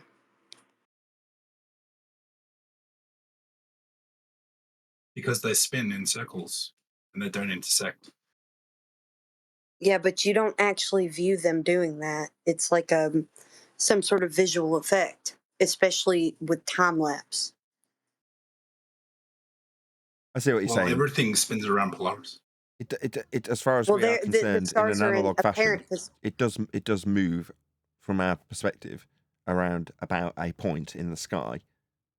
So you're saying because of the time lapse, when you've got it all joined together, it makes this illusion of circles. No, you're only seeing each point at a singular point at any given time. In the same way, if you're going to describe the wandering stars as being a wandering star, then you've got to piece together a motion that you're not actually observing at all. You're piecing it together from the following night's information and then the following night after that, and where they appear with relation to the pattern, and then describing them as wandering stars. But you're suggesting that, well, we don't get that, but here's how potentially this illusion could be created. I mean, yeah, I'll go. This is interesting. Can I in submit terms of, something real quick? well, it's an interesting correlation. Go ahead. I'd like to submit this. So this video will give you some demonstration of what a rotation versus a translation is.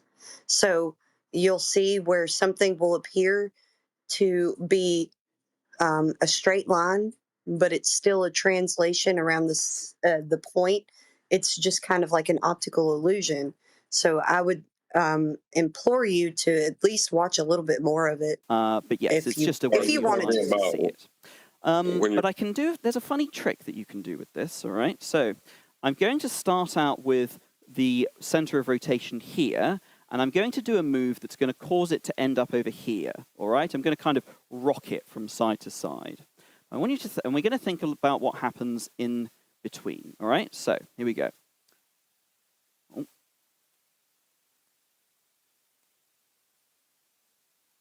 No, sorry. So, the circles are somehow going off on one side, and they're coming back on the other side. We seeing? Oh, let's see. Bit easier if I can see it. All right. All right.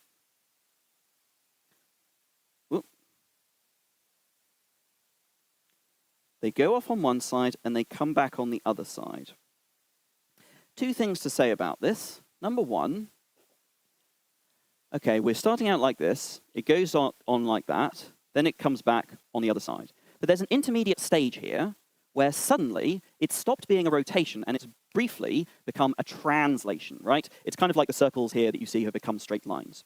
And that's kind of like saying that circles have become infinitely big, right? Joan's going to be talking about this kind of thing later a lot.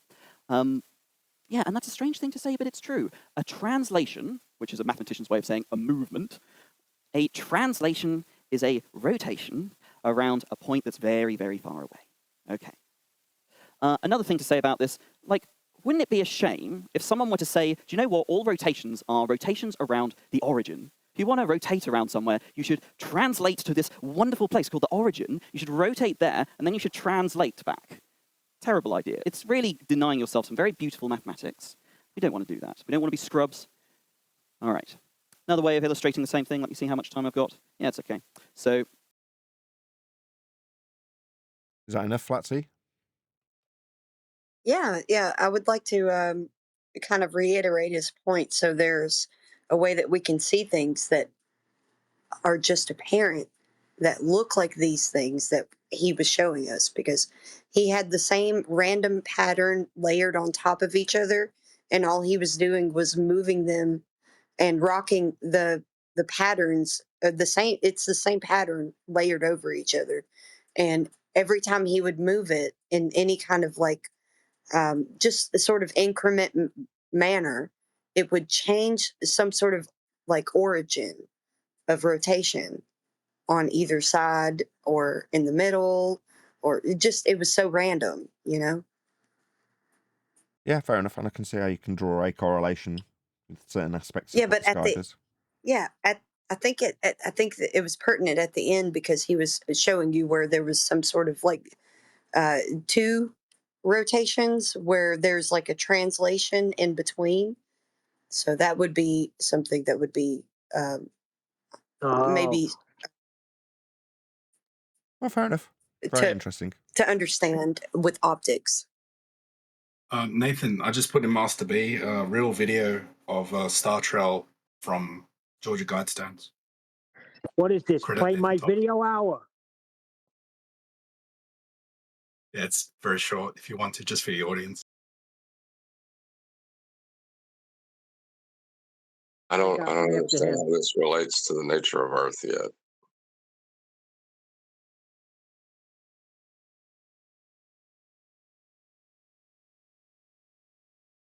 Want to talk about latitude?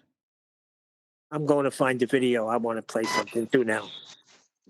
Hey, Yo, what's up, John? Happy New Year, brother. Watch Happy my New video Year, Chocolate. now. What's up? Yeah, thank you. I've played that. Yeah. Before the Georgia Guidestones were smashed to pieces, there was a hole that you could look through Polaris and it doesn't move and stars move around it. Yeah. It's the basis of the latitude system. Wait, what was Can I that? do a shout out real quick? Sure. Shout out to Indio 007 for that video that I submitted to you to play if you wanted to, just for food for thought. It's what it's labeled in his videos. So, food for thought for Flat Earth, to just think about how optics work versus with those kind of illusions with the patterns of dots. Yeah, I put it in the live stream chat. So if you want to go and check out Indio, I should say, 007, then go and check out Indio. Then go and check out his channel. It's going by in the live stream chat. going Don't by. dare mispronounce his name, Nathan. Try that a third time.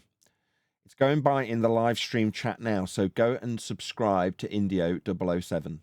As I say, you can click on the link, go and let him know at Nathan Oakley 1980. Sent me with a polite comment. He is a friendly, he's on our side, or not if you're a Globe believer. But either way, be polite to Indio and just drop him a sub, give him a like, leave a comment, and just let him know I sent you. Yeah, thank you, Flatsy.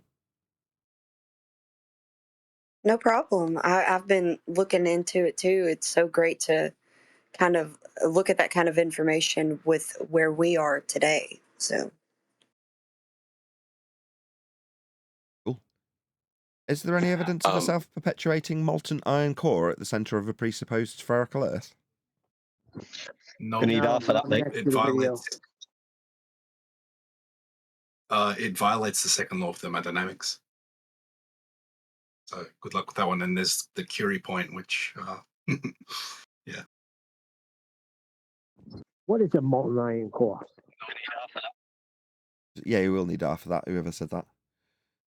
It's just some made-up nonsense. Yeah, true.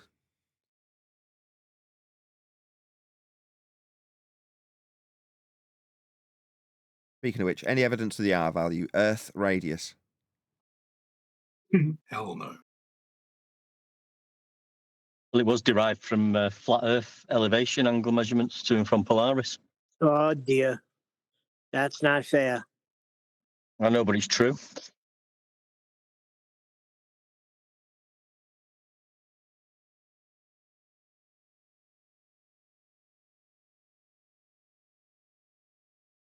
Did we cover all the housekeeping questions? No. Any evidence you can have gas pressure? Please. Any evidence you can have gas pressure without a container? Nope. The definition of gas pressure would be the particles exerting a force on the walls of its container. But outer space is fake. There is no sky vacuum for men to be floating around in. Orbital motion derived from flat plane measurements, no?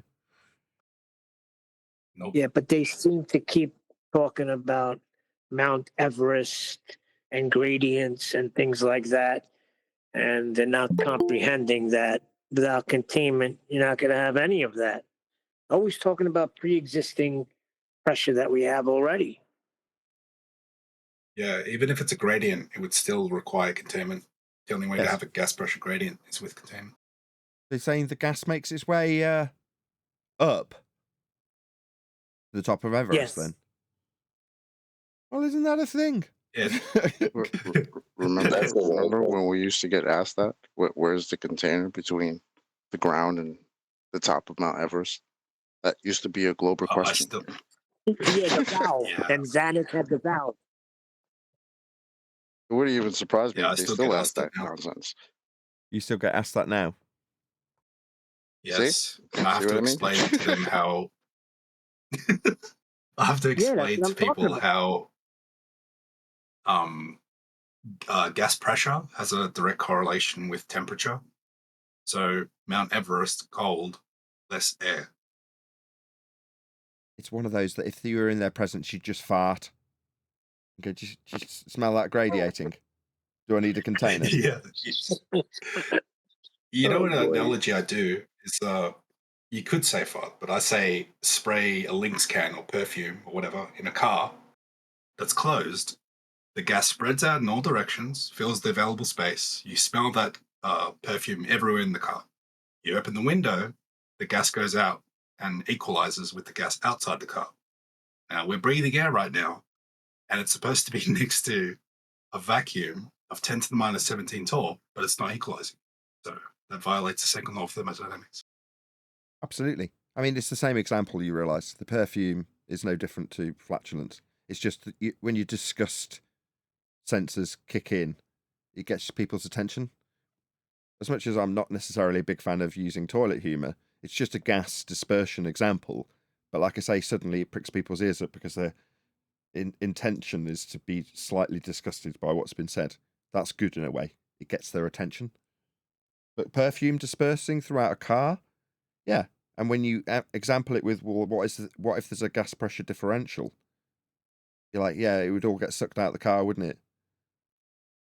Yeah, another one I do also is get a vacuum chamber, stick it to your ceiling, make it a vacuum in that chamber, then break off the lid, and air equalizes, rushes in straight away into your ceiling. So we're told that, again, we have a vacuum above our heads, and that's not happening. It's not equalizing. Yeah, that's how you lead your opponent if you're trying to wake them up to this sort of nonsense. And although it's not necessarily my rhetoric currently, my rhetoric's lead on the front foot. But in a discussion about space, if you say, just out of interest, what happens if you've got a giant vacuum, and then you go like open a valve or crack the glass on it? What would happen? And they go, oh well, the gas would rush into the vacuum, and then you just casually glance up to the sky and go, so you reckon that's a vacuum up there, then, do you? You gotta admit, out of all the housekeeping questions, this one is still like, I mean, so many people can comprehend this one. That's why I think it's still like number one. I know it's not a flat Earth proof, but it's a eye opener. It's because everybody's breathing. Everybody knows something about gas, whether they think they do or not. Yeah. Well, it's interesting like that the saying- anti-flat earthers. Hold on a second. It's interesting that the anti-flat earthers, as a response to that, would bring in elevation with respect to a flat plane to describe a gradient. You'll need a flat Earth to describe elevation, of course, John, which is why you're pointing this out. Yeah, why ain't they getting it Yeah. though? How high the gases are with respect to sea level? Up in a Dude, direction I had only a- describable They really perpendicular just to a don't plane. get delta X. Rumblings, everyone's keen. Right, angels, then chocolate. I had a pilot that I debated, and he told me we fly above sea level, and it takes into account the curvature of the Earth. That's a contradiction in terms, though, isn't it? Yeah. It's it's the dumbest thing ever. And also, when I debate pilots, sometimes they'll invoke the density gradient. I'm like, okay, but the density gradient in your stupid globe religion would be curving as well. So, it doesn't help you. Yeah, we don't need to appeal to these pilots anymore in regards to the data. The measurements of the Earth's surface for an aeroplane are measured flat. We can prove that with the NTSB data that we provided from the black box information. The pilots don't have access to that. Yes, so I wanted to ask, right? So that's the pitch data. The orange line comes from the attitude indicator, right? Yes. Okay. Yeah, great. So, in other words, in straight and level flight, it has a positive pitch of about 2 to 3 degrees, right? Yes. It's literally like the plane's flying a straight line in the air. End of story. Yes. It's and not. yes. It's not flying a curve. Yeah. Well, that's what the pitch data's showing. That's what it's measuring. Exactly. That's how it's presented. That's just ipso facto what it is. It's not a debate. Along with the lift effect. Yeah, exactly. In all fairness, those concepts can't be described on a globe. Damn No. straight. No, it's just nice to I have like them the on argument that- paper, though. John's right. You can't describe these things with respect to anything other than a plane of reference. That's what they're using. That's what it is. But it's nice to have it in black and white, isn't it? Yep. Well, yeah. I used to get Yeah, but I stingray. mean, but the concept itself requires Earth to be flat before you measure anything. Yes. To describe it at Yeah, all, which was always the argument that was being used by Brian, QE, and Adam, and they're absolutely correct. You've got to explain that, have people understand the definitions of the words, and then that's it. You can draw a line under it. Whereas with the pitch data, you actually don't. You can subvert all of that. People don't need to understand any of those principles. It's there in black and white. There's no argue. That's why I keep saying bosh, pitch data. Because what you're going to do, argue with me. There is no curve on it. Then they nose up with respect to the horizontal plane. There it is in black and white. I don't care if you understand it or want to tell me that you've got some delusion about that being curved. No, it isn't on the piece of paper I've just put in front of you. Like it or lump it. Earth's measured flat. Yeah, sweet ginger brown. When you got gin, you lay your cards down. Bosh. Dude, okay, I've had the amount of pilots I've debated. I've had pilots tell me inside the plane, you wouldn't need to nose down. But if you view the plane from space, like say the moon, the plane would be nosing down. Now you tell me, It should be. how are we in 2025 and there's pilots that really think that? Yeah, but you just They shouldn't be saying down. They should be saying Read between in. the hold on, John. Read between the lines, right? You like taking their secondary diversionary point that's in addition to their disclaimer. He's saying, from as far as he is referencing in the cockpit, Earth is flat. However, if I go to space, blah, blah, blah, blah, blah. No, when that happens, you've got to take a deep breath and listen to what's actually being said. He's telling you that he treats Earth flat, isn't he, in the first statement? Then he's disclaiming why it isn't. It's a bit like, well, we'd measure Earth flat to build a Home Depot, but that's only because lots of Home Depots on a big sphere would all be flat. Just ignore the second statement a second. So we'll be measuring Earth flat to build a building then? Yeah. So Earth's measured and built upon flat then? Yeah. So the bit after it where you make up some nonsense about loads of Home Depots being on a sphere Earth is kind of inconsequential to how we've just measured and built upon Earth. Because those bits are flat. And as far as this pilot's concerned, it's dealt with flat. And his apology is, there's no need to do anything other than treat it flat when we're in the circumstance of being in the cockpit. But from space, it's a big ball. Yeah, no, take the first bit as what he's actually saying. Because those are the bits that he's not outside the cockpit, he's inside it. And his disclaimer from inside the cockpit is Earth is flat, isn't it? Yeah. Like, I always reference the attitude indicator because it destroys the globe. I always say to them, okay, what's the furthest you've flown in straight and level flight with a positive attitude? And they give me, like the last pilot I debated, he said 4,800 miles. I'm like, are you aware of how much curvature is in that? Why? No. Evil. If you were, I'd wrap your knuckles. No. So just stop. So you flew over a flat Earth for that far. Wow, that's amazing how big and flat Earth is. Not how much curve this should friggin' be. What should malfunction? Stop it, you sadist. Sadist. Anyway, any evidence you can have pitch data on a globe, given that you've led me into it? No. Negative. That's an impossibility. Right, so why ask them about how much curve they think there should be? Why keep them in the paradigm? Why keep them thinking about how much curve there should or shouldn't be? No. You know why? Because it's like they're pilots, and I'm just like a high school dropout, and it's like, yeah, I don't know. He's still got it in his system, man. He's still a little. I know he's like being very honest. I'm new. I am new. It's very. I admire your honesty. You gotta take on board what Nathan's telling you. There's a reason why. Chill. You don't brush past what you just said, right? Can you not hear a slight quiver in his voice as he just disclaimed that to us? Very honest of you, angels. So what you're saying is, right, these people who lord over you their higher degree of education than you feel the necessity to put them in their place because you now know better than they, correct? Yes. That's a weakness on your part. You realise that? No, I guess you could say that. I guess. No, I have just said it. I sniffed this out at the beginning of the show, didn't I, Angels? Why am I asking about your sadistic tendencies in this regard? Well, you've just disclaimed that. Now, I'm not going to poke you for it. In fact, I admire the honesty. Now, you obviously know that this is a weakness, or you wouldn't have been slightly nervous about disclaiming it. I could hear it in your voice. Right? You have some more self-confidence, man. You know it's flat. Who gives a crap what these people... The only reason they're lording it over you, know this, Angels of Light, is because they're insecure. They wouldn't need to lord it over you. This Indian guy, a good friend of mine, named Govinda, told me this in a different way about cars.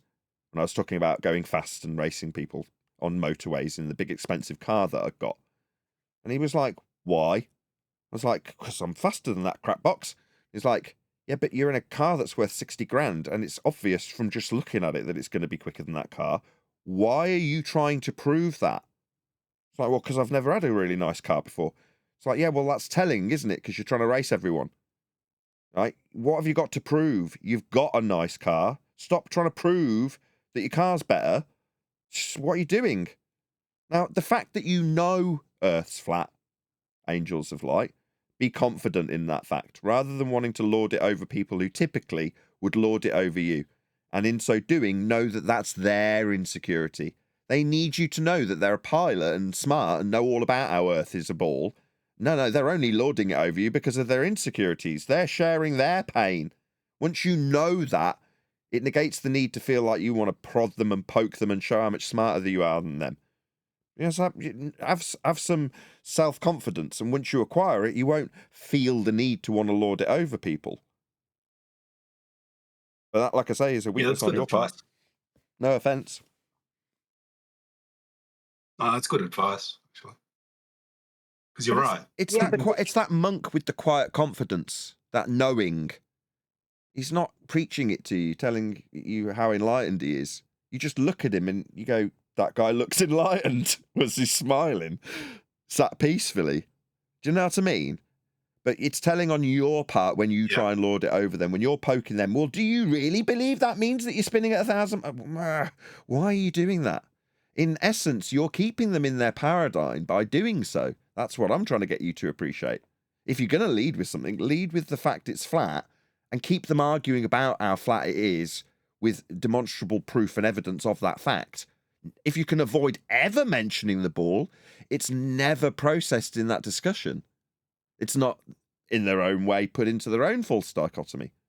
So when we ask the questions in Housekeeping, we keep our debating points nice and sharp, like the most recent edition, with any evidence you can have pitch data on a globe, because it's alluded to being a debate.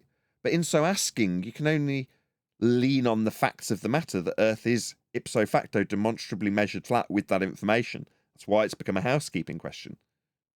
But I don't walk around in my day-to-day life asking people housekeeping questions. Do you know what I mean? Yeah. And I get it. You want to be out there. You want that to be your name. Like they've made a name as a pilot and lauding it and using an appeal to authority fallacy to lord it over you in an area that they have no authority to be making an opinion on. And we have actually got contradictory evidence to that fact. And the fact that they want to lord it over you in the first place makes you want to lord it over them. And so it continues.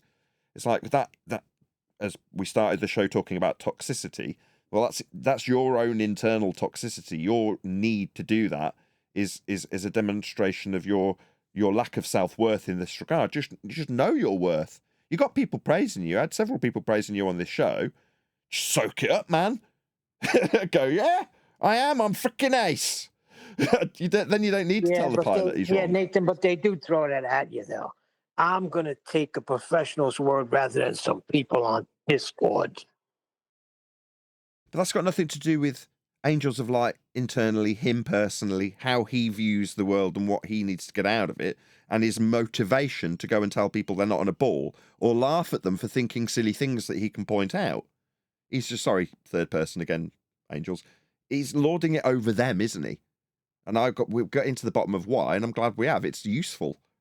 I shouldn't care. I'd be nice if the people around me were better people.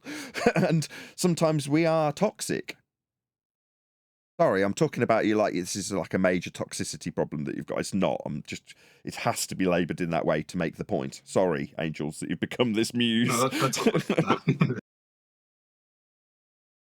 We are a bit toxic. As much as we want to brace against what Patricia said, right? Don't read between the lines. What she actually said. She said, I want to walk away because it's toxic. Yeah, it is. Yeah. My chat is the absolute pits. If you're a moderator in my chat, brave souls. It's the pits. What's Flat Earth and Globe Earth debate like? The pits. What are our opponents like? Scum. What's their own side like? Scum. Conspiratard scum. No, that's not true. She's right, isn't she?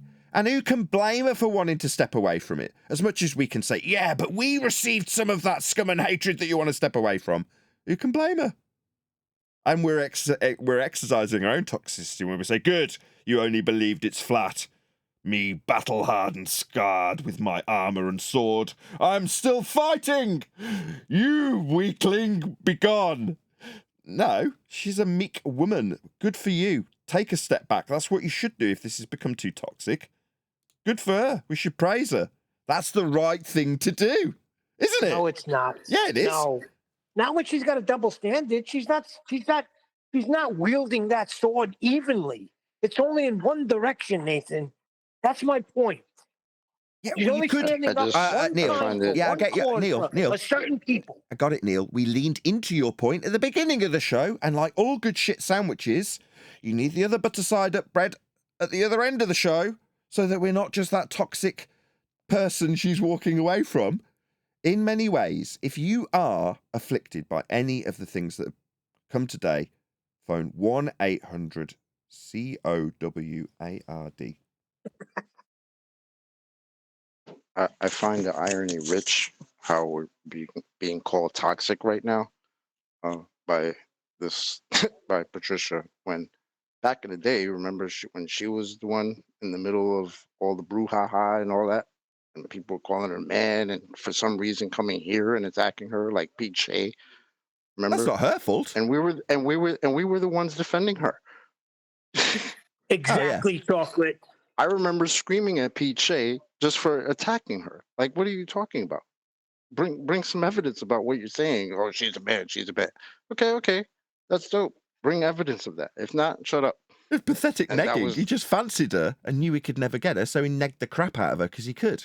That's sad. Yeah, but we defended her. That's the point. Yeah, that's my basic point. Yeah. So now that same toxicity is a problem. Okay. Let's. cool. Yeah, I was right with you, Chocolate. I Before we was get into defending this, her too. we've got one last housekeeping question. Any evidence that you can acquire an elevation angle measurement from a curved baseline? Negative. All your measurements have to be This, derived from a flat baseline. Otherwise, they would not be accurate. This object is not a line. Access denied. It's not a measure. There's a It's not a measure. composition at the end of that elevation angle that could be thousands of miles away. Yeah, that zenith After point will Jared be quote- leaning away. Vaxwax, since we got you here, what was he saying about if he was sitting on top of this pen as a miniature person or on the bottom of the pen? So that was tripping me out because in my mind, when he was saying that, I was picturing like, if I was trying to take an elevation angle at the very tip of the Empire State Building. Like I didn't really know, like I couldn't tell if he was talking about turning the pen sideways. But it's stupid. He's just a moron. Okay. Well, with that, I'm going to say if you are watching this on either Nathan Oakley 1980 or Nathan Oakley Premiering Streams, then stay tuned as there will be an after show to follow. The gas pressures, the molecules exerting the force, the walls of its container. Isn't that that's gravity? Or? That's gas pressure, yeah. Yeah. But so it's not particles, it's molecules, because particle is two molecules or more bound together. Gas is a single molecule. Oh, okay. So I should say molecule instead of particle. Is that what you're saying? Exactly. Who's speaking? What was that, Neil? Oh, that was me. No, who you speaking to? That was me, Neil. Mush. Yep. Sound different, Mush. I mean, but in context, that would Voice changer. Chill. It's a Mason. He's a Mason. I did not hear you, Refracted. I was just saying the difference between particle and molecule. How is that like anything other than just a semantic point? Like, how does that affect the conversation? It doesn't affect it at all. I just said it's a minor correction. Because my understanding is that gas is a molecule, it's a single molecule. Whereas to call something a particle, it will be two molecules or more bound together. Yes, I Correct mean me if I'm wrong. that's a pretty good distinction, because if it's a particle, you're saying like the etymology, it's a part of something else, but a molecule would stand alone on its own. That's my understanding of what the gas is. Gas is a single molecule. Can I ask a question about this, right? Because I remember QE saying this, and I'm not sure. But gases, regardless of their density, do they layer out or they don't? They still move in all directions, like helium. All gases just disperse equally in all directions. They'll only change that direction if they collide with either another particle of gas, an object, or the walls of the container. But they're all just going to spread out in all directions. If you start with a high concentration, that's what entropy describes, right? That dispersion process. Yeah. So you're saying even helium or lighter, like what do you call it? Hydrogen, say it collides with a roof, it's going to go down still? Yeah. Now, if you gather it up in a high Okay. concentration and shove it in a balloon, will it displace the air around it? Yeah, it will. Oh, wow. Okay. So basically, we have all these different density gases on Earth, and we know that it's contained, but it wouldn't be layering out then. It would just be kind of mixed. Yeah. Anisotropic, inhomogeneous mixture. That's to say, not in layers, all mixed up. Yeah, Okay, the well, pressure which is one of radiated, those? not the gas. Yeah, exactly. It's only the pressure that's gradiated. So if you go up to Everest, to the top, do you think what you're breathing is any different to what you're breathing down here? Okay, so it'd just be the same, but just less of. Yeah. Pressure's lower. There's less of it. There's less pressure, but the actual gases and the mixture thereof is exactly the same. Wow. Okay. Yeah, that's interesting. That's good to know, actually, because that kind of I know you don't like going back on their paradigm, but that destroys gravity. Well, I mean, It's gone up. Yeah, exactly. It's gone up. All of them. So what you're saying that the gas made its way from where it's produced, which is at ground level, and there's not much vegetation at the top of Everest, but it's all made its way up there, with respect to a horizontal plane perpendicular therein when describing the height above sea level, all necessitating a flat plane in every respect. All roads leading to a flat Earth in every word of that description. Yeah, that's right. And destroying gravity after the fact. Yes. Yeah.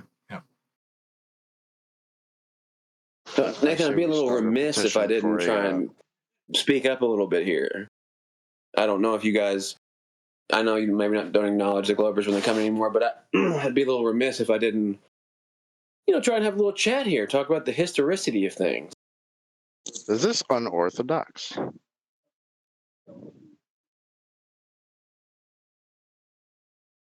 He said historicity, so he obviously had something. Or unorthodox. Yeah, there's new people here that were here before that are here today. I just asked if it was unorthodox. I didn't mean to cut you Oh off. my God, Chocolate Sane, what's up, buddy? Oh my God. Yeah, that's that numpty. Hang in there, Trooper, dude. You and Neil, I'm yeah, it is. good to hear your Can you voice, tell us man. what the black swan fallacy is, numpty? Oh, the quantum eraser. Yes. The old crew. Damn, I love it, guys. I love it. Like I said, I'd be a little remiss if I didn't call in. At least. What's the black swan fallacy, lover boy? What fallacy? The black swan fallacy. Remember that? That's Train right. wreck You of a still remember that? Brought on by you. That's really too bad that didn't make it around as much as just the black swan did, but oh well. Yeah, it's too bad it didn't work its way around. You got to be one of the dumbest ass I've ever run I know into. it's too bad. Well, at least you updated your scientific methodology after I informed you guys about that. What's the black swan? I do appreciate you updating your. He's just ignoring it. I do appreciate you updating your scientific 50. methodology. Hold on just a second, QE. Can you hear his question, 50?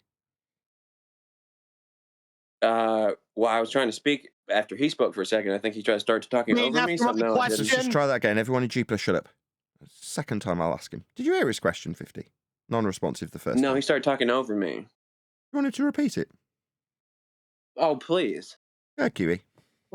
What's the black swan fallacy? Black swan fallacy is something that you perpetrated about 8 or 9 years ago, where you 8 or said that 9 you years. discounted.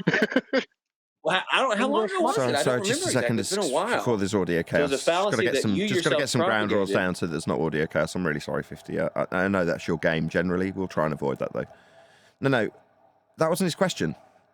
What is the black swan fallacy? Answer something you've committed. That's not what he asked. He asked you to detail what the fallacy is, and you've just accused him of something instead of answering his question. So this is going to be the third time I've asked you, 50. You don't need to laugh. It's the third time. Yeah? He's asked you a question. Your non-response to it is not going to fly. Do you want to detail what the black swan fallacy is? You're off mute and making audio noise while it gets repeated for the third time. You've been 3 times non-responsive, 50. Just mute up, and I'll ask you personally. QE's tried. You're now talking through me. I'm having to raise my voice to an asshole now. Do you want to pop yourself on mute? I'll ask you again for the third time. Okay? What is the black swan fallacy, 50? Go ahead. So that is information that Quantum Eraser and you specifically propagated about 8 years ago, where you discounted the evidence for 355 days of the year, 300, however many days you want to count, and you missed, and then you just used 1 day. So you discounted all the rest of the evidence. Stop, everyone in G+, stop. 1 day. Sorry, 50, can I ask a different question? Are you mentally retarded? Do you not understand the question? Because it's been asked now 4 times. Not currently. He's stupid. He's stupid, yes? Well, I wanted to talk about the history. I don't give a crap what you want to talk about. Shut your dumb mouth. Shut your dumb mouth, 50. You're dumb as shit. Because you don't seem to understand the question, even though it's been put to you 4 times. Dumb shit. Can you mute again? I'm going to ask you the same. Dumb shit. Dumb shit. You gave the same reply again, you dumb shit. Can you go on mute? I'll ask you a 5th time. Can you detail what the black swan fallacy is, 50? So far, the answer to that is no, you can't. I'm nothing other than what I've stated. That's my answer. Okay, you stuttering little twat. You don't know the answer to this question. Just shut up and sit down and mute. You don't have anything to offer. I'm not. We've established 50, you belligerent little prick. Go on mute. Good boy. I'm on mute. Stuttering little boy, go on mute, you dumb shit with nothing to offer here. Can we talk about the history? Someone mute this stupid little boy, this belligerent little twat. Good moderators. Thank you, moderators. 50. You stupid little boy. Now, I'm not going to piss around asking you a 6th time. QE's tried twice. I've tried 3 times. You're dumb. What, you thought you were going to tell us what you wanted to achieve here? Piss off. Go and watch Simon Dan, you retard. And listen to Duffy, you stupid little boy. No, we're not going to entertain your stupid idiocy. You don't even know what the black swan fallacy is. Clearly, you've been given multiple attempts to do so. Now, either we'll take you off server mute. That'll be, I'll ask the moderators to remove your mute, and you can put yourself on local mute and know that you've got nothing to offer. We've demonstrated that. Or you can keep on being belligerent and chanting through me, in which case I'll have you removed. I have nothing more I haven't finished my sentence. Remove him permanently, never let him back in the server, the belligerent little twat. You're going to get banned, 50. I'm going to tell him to fuck you off permanently, and you'll never return, you belligerent little prick. Yeah? Now, I am in authority, and I'm telling you to fuck off and never return, you belligerent retard. Now, why am I calling you that? Well, because you're belligerent. You're talking through me, asking you politely to stay on local mute while I talk. I still haven't finished that statement. But you started talking, so you're never going to return, 50, you stupid, insubordinate retard. Retard? Why would I say that? Well, mentally, this man is held back. That's what retard means. To retard, held back. Mentally. Why? Well, because on 5 attempts of being asked to detail the black swan fallacy, he failed. So he's stupid. I don't want to be surrounded by stupid people like you, 50. That's why I'm telling the moderators to remove you permanently. Because you have nothing to offer but your stupidity. And we don't want that here, stupid boy. You hear me, stupid boy? You can respond. You can take him off mute so we can affirm why he's not welcome here.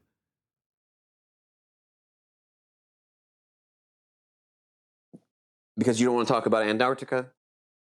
Right? Sorry, is that what I said? Taken off here. Is that what I said? Go ahead. You don't want to talk about it. I know. Is that what I said? Exactly. Yeah, that's what I heard. You don't want to talk about No, that's what you heard. So you're imagining things. Let's just put him back on server mute. So when asked to confirm why he's not welcome, He fantasized that the reasoning was Antarctica, end quote, him. No, he just made that up, didn't he? He lied. I've given him my reasons why he's not welcome. Belligerence. And that's not Antarctica. So what does this belligerent, lying piece of shit do when asked to confirm that he understands why he's not welcome here? He lies about why and says it's because of Antarctica. No, that wasn't what I said. But lying, bullshitting glurfs will just make stuff up.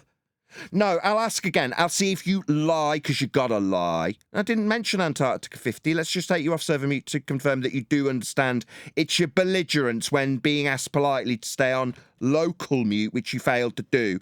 That belligerence is getting you removed permanently. Not Antarctica, you lying glurf. I'll be very careful. I'll be very, very careful. I will not be belligerent. I will be very pleasant, very easy to deal with. On mute as you want. But I just would like to discuss new things like Antarctica. Pretty please. With sugar on top. Can we discuss the historicity we might do that. the 50. occasion? I'm responding to you, son. We might do that if you were to answer some of our questions that were put to you 5 times. Instead, you took it as an opportunity to attack the person asking you. That would be Quantum Eraser. You're a disingenuous scumbag and stupid and retarded. I've put it to you now 3 times, and you're telling me what you want to achieve. No. You've said you won't be belligerent so far. You're not interrupting me, but you haven't addressed how retarded you are. So do I need to ask a 6th time? Because you're on that thread of being permanently removed because of your belligerence and stupidity. So rather than telling us what you want to achieve about Antarctica, something you lied about me giving you as a reason for being permabanned, you're not addressing your retarded stupidity when it comes to QE's question that I'll put to you for a 6th time, against my better judgment. What's the black swan fallacy, 50? I don't remember the appropriate, proper definition at the moment, Nathan. All right, that's why we're being, like, quite curt with you, telling you to shut your dumb mouth and go on local mute there, 50. Yeah, we know how stupid you are, son. That's why we're telling you to shut your dumb mouth and keep yourself on local mute and not be belligerent and tell us what you want to achieve. We couldn't give a crap what you want to achieve here, dumbass. You just sit down and shut up. That's what you can offer us, your silence. Good lad. Oh, wow. Thank you. I'm so glad that you That means shut up. That means shut up. Hold on. The fuck is the point, Nathan? Can I give him Did he just ask me what the fuck the point was? Did you just swear at me? You belligerent little child. Nathan, have you not matured a fucking ounce? Permaban him. Goodbye forever, 50. Bye-bye, dickhead. You know, I vouch for you, too. I put my neck on the line and said, give these guys another shot. And this is how you respond? Wait a minute, I got a question, right? On the white swans, did the Earth gain more curvature that day? Were the black swan measurements for curvature, did you say? No. When it's a white swan, did the Earth gain more curvature in that guy's mind? There are no white swans.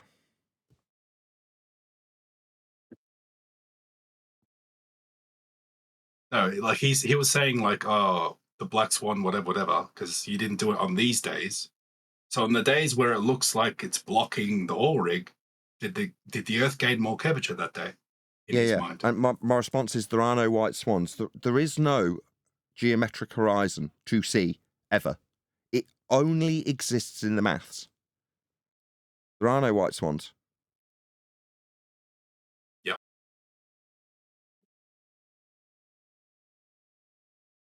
Should we try the next one, Zanuck? I think I said give him another shot today. This guy. What if they come back to swear at us and tell us what they want to achieve? All right, how respectful of them. Is Zanuck in here right now, too? Say a word. Well, they came in. See, I didn't know 50 was unorthodox. If I would have known that. I know that voice immediately. Yeah, but I didn't recognize that he changed his name to 50. So I was like, just give him another shot. And I said, give Zanuck another shot. So far, Yeah, Zanuck was just at politics, and he's the same person. Zanuck was just in politics 24/7, and he's the same person. Zanuck, are you in here? Just out of interest, John, QE, why did you ask him? Why did you know that would cause him to obfuscate 5 times? Well, when the Black Swan first came out, he was he was one of the initial people that said, that's a fallacy. It's called the black swan fallacy. Yeah. That's why. No way. So when pegged to answer what it's defined as, he couldn't define it. And that was his first initial rebuttal. Oh, wow. Well remembered. Yep, I remember as soon as I was dying because I was like, well, QE right on freaking point, bro. Yeah, QE does it. Let's He go. holds you right to your last retarded statement.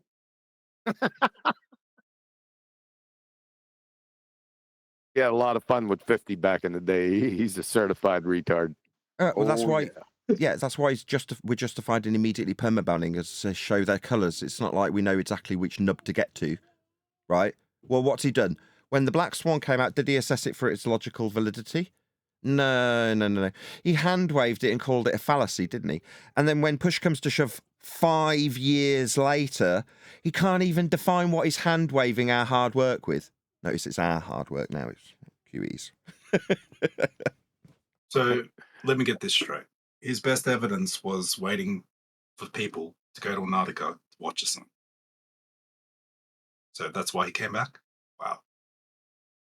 No, they came back because of his stupid non-experiment. But he thinks he's going to say that they don't want to talk about it yet. We do talk about it. We were talking about it this morning. We've been talking about it every day. Exactly. But with that, I'm going to say another huge, massive, enormous thank you to both Discord and G Plus panels for making today's after show possible. And of course, a massive thank you to all of you for liking, commenting, sharing, subscribing, joining as a Nathan Oakley 1980 channel member, and all that good stuff. I've been Nathan Oakley, and I will see you all in the next video.